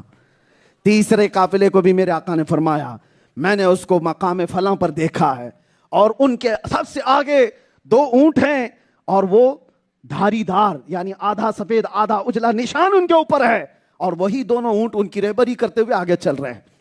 3 نشانیاں میرے آقا نے بیان کی. اور اس کے بعد سنیے, مکہ والوں نے کہا اچھا ٹھیک ہے 3 قافلے آپ نے دیکھے سفر میں, ذرا یہ تو بتائیے کہ یہ کب تک مکہ واپس آئیں گے, کب تک آئیں گے؟ حضور نے بیان بھی کر دیا, کل کی صبح سورج نکلنے کے وقت, سورج نکلتے ہی پہلا قافلہ مکہ میں آ جائے گا. پھر کہا دوسرا قافلہ سورج عین دوپہر کے وقت ہوگا، دوسرا قافلہ آ جائے گا. تیسرا قافلہ سورج کے ڈوبنے سے پہلے آ جائے گا. اور نشانیاں بھی بتا دی. مکہ والے ابھی اتنا سنے تھے کہ سب بھاگ کر کے مکہ کی سرحدوں پہ بیٹھ گئے. آج تو دیکھتے ہیں پول کھل جائے یہ مسلمانوں کی. انہوں نے اتنی بڑی بڑی باتیں کی ہیں، انہیں کیا پتا ہے وہ رسول ہیں اللہ کے، وہ جو کہتے ہیں وہ وہی خدا سے کہتے ہیں. دوسرے دن رات بھر جاگتے رہے وہ پاگل دیکھنے کے لیے. اللہ جسے ہدایت دے دے وہ منٹوں میں ہی قبول کر لیتا، اور تلاش کرنے والا کرتا ہی رہ جاتا ہے. صبح ہوئی تو وہ لوگ کہہ رہے تھے آپس میں، ارے سورج نکل آیا، محمد نے کہا تھا قافلہ کدھر ہے. صحابہ بھی ساتھ میں بیٹھے ہوئے تھے کہ وہ اگر انکار کرے تو ہم بھی تو ہیں. حضور کے دفاع کرنے والے صحابہ ہر زمانے میں رہے. عاشقوں کی جماعت بھی تھی. یہ دشمن جیسے ہی کہہ رہے سورج کی پاؤں پھوٹ رہی ہے، سورج کی روشنی آ رہی ہے، کہاں ہے قافلہ؟ ادھر سے صحابہ نے پکار کر کہا وہ دیکھو مکہ کی سرحد میں پہلا قافلہ آ رہا ہے. کافروں کا جملہ کمپلیٹ بھی نہیں تھا کہ پہلا قافلہ مکہ میں داخل ہو گیا. اور انہوں نے دیکھا یہ کیا بات ہے، بڑی تعجب کی بات ہے. جیسے ہی وہ قافلہ قریب آیا تو کافروں نے کہا ان سے پوچھتے ہیں محمد نے جو کچھ بیان کیا. تو ایک کافر نے کہا رے کیا پاگل ہے، جب ان کے بتائے ہوئے وقت پہ قافلہ آیا ہے تو باقی کی باتیں بھی سچی ہو سکتی. آپ کیا پوچھیں؟ پھر بھی پوچھنے والوں نے پوچھا کیا تم مقام روحا میں رکے تھے؟ کیا تم نے وہاں پر پانی ختم ہونے کے بعد انتظار کیا تھا؟ کیا تمہارا اونٹ گم ہو گیا تھا؟ اتنا کہتے ہی وہ قافلے والوں نے کہا تمہیں کیسے پتا یہ سب؟ تمہیں کیسے پتا یہ سب ہمارے سفر میں ہوا ہے؟ تمہیں کسی نے بتایا؟ تو ان کفار و مکہ نے کہا محمد نے ہمیں یہ بتایا. وہ قافلے والوں نے کہا پہلے ہم محمد پر ایمان لاتے ہیں. ارے یہ تو نشانیاں دیکھنے کے لیے گئے تھے، ادھر لوگ ایمان لے آ رہے ہیں. انہوں نے کہا ہاں یقیناً ان کی آواز بھی ہم نے اس رات سنی تھی، انہوں نے سلام بھی کیا تھا. وہ اگر کہہ رہے ہیں تو بالکل سچ کہہ رہے ہیں. دوسرا قافلہ حضور کے بتائے ہوئے طریقے پر عین دوپہر کے وقت داخل ہوا، وہ بھی مکہ میں آ گیا. جو نشانیاں میرے آقا نے بتائی تھی مکہ والے دیکھ ہی رہے تھے کہ دو بھائی آ رہے ہیں، ایک کا ہاتھ ٹوٹا ہوا ہے. اور ان لوگوں نے کہا یہ تو جادو ہے، جادو. اتنا سب دیکھنے کے بعد بھی کہتے جادو ہے. اس کے بعد تیسرے قافلے کے آنے کی بات تھی. اتفاق ایسا ہوا کہ تیسرا قافلہ مکہ میں آنے سے پہلے سورج ڈوبنے کے قریب آ گیا، اور وہ قافلہ بیچ راستے میں راستہ اس کا گم، راستہ بھٹک گیا. تیسرا قافلہ آ نہیں پا رہا ہے، راستہ بھٹک گیا ہے اور کافی دور ہے مکہ سے. ابھی صحابہ بھی پریشان تھے. رسول پاک صلی اللہ علیہ وسلم کی بتائی ہوئی بات ہے، اور مکہ والوں کو ایک چیز چاہیے تھی، بس ایک چیز. محمد نے کہا سورج ڈوبنے سے پہلے آئے گا، اور سورج ڈوبنے کے قریب آ گیا، قافلے کا دور دور تک نشان نہیں. صحابہ پریشان ہو کر حضور کے پاس آئے. کہا یا رسول اللہ آپ دیکھ کر کے بتائیں کہ قافلہ کہاں ہے. حضور نے فرمایا گھبراؤ مت، قافلہ دور ہے، قافلہ دور ہے. تو پھر آپ کی فرمائی ہوئی بات کیسے کمپلیٹ ہوگی؟ میرے آقا نے مسکرائے اور کہا رب کا حکم ہوا سورج اس وقت تک ڈوبنا نہیں جب تک قافلہ اندر آ نہ جائے.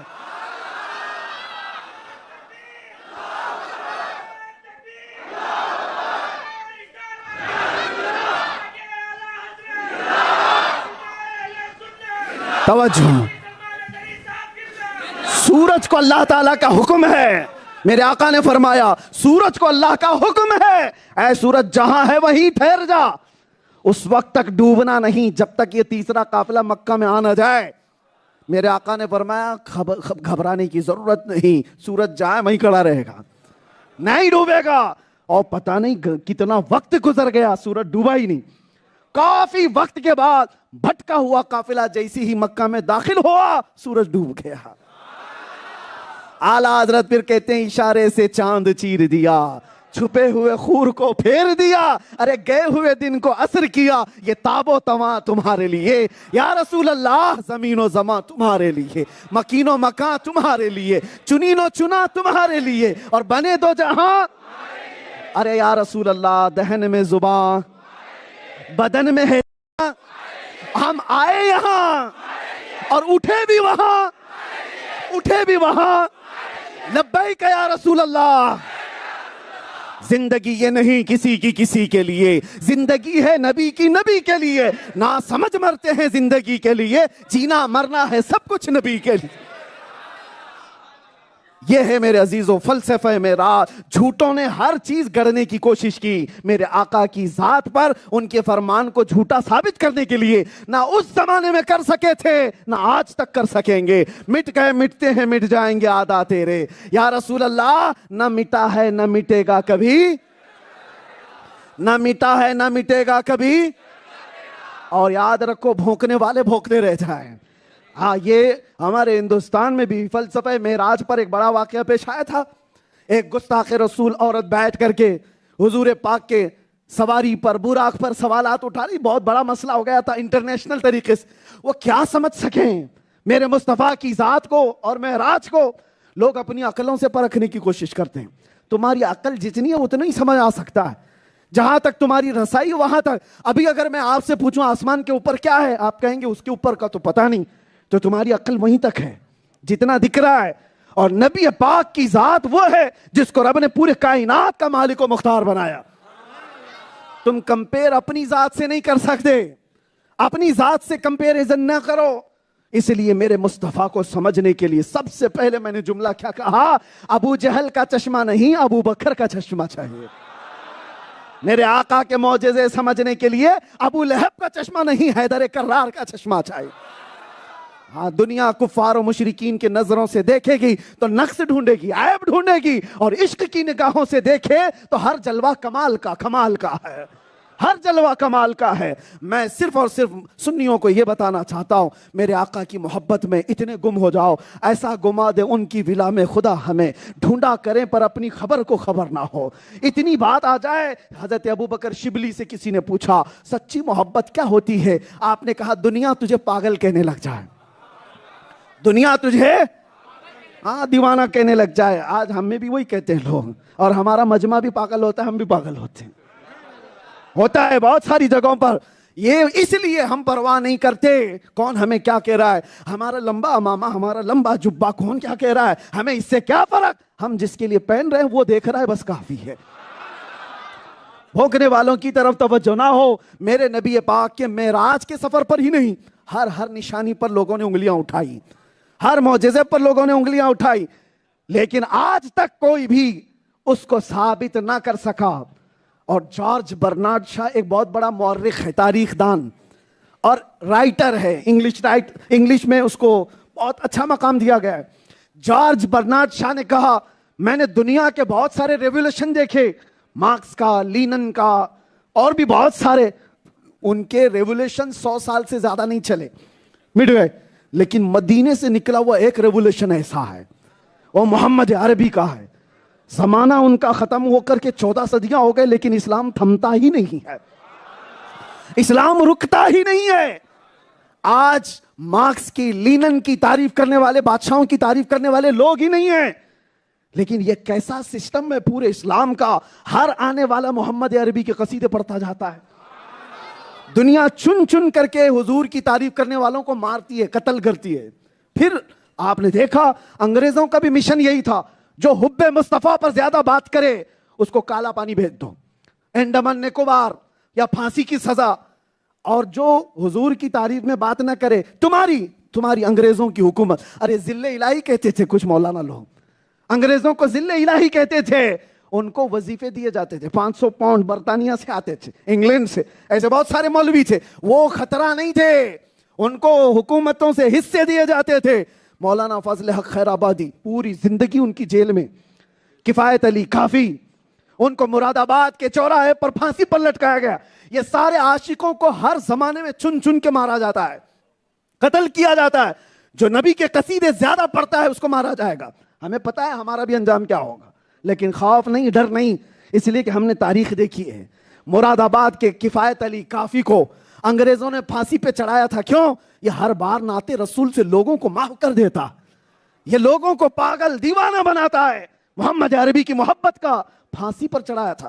اور کیسے 7 دن قید میں رکھ کر ان کے جسم پر استری پھیری تھی. گرم استری پھیرتے تھے اور جب چمڑی جلتی تھی تو اس پہ نمک چھڑکتے تھے. ایک عالم دین عاشق رسول کو. لیکن ان کی انتقال کے بعد جب پھانسی پر چڑھایا گیا، انگریز جشن مناتے رہے، خوشیاں مناتے رہے. ایک ایسے عالم کی زبان بند کر دی جو بار بار محمد عربی کی بات کرتا تھا اور لوگوں کو زندہ کرتا تھا، مٹا دیا ہم نے۔ ان جاہل الوؤں کو کیا پتا کہ رب کا دستور کیا ہے؟ مراد آباد میں تم نے پھانسی پہ چڑھایا، 100 کلومیٹر دور بریلی میں اللہ تعالیٰ احمد رضا پیدا کر رہا۔ وہی زمانہ ہے۔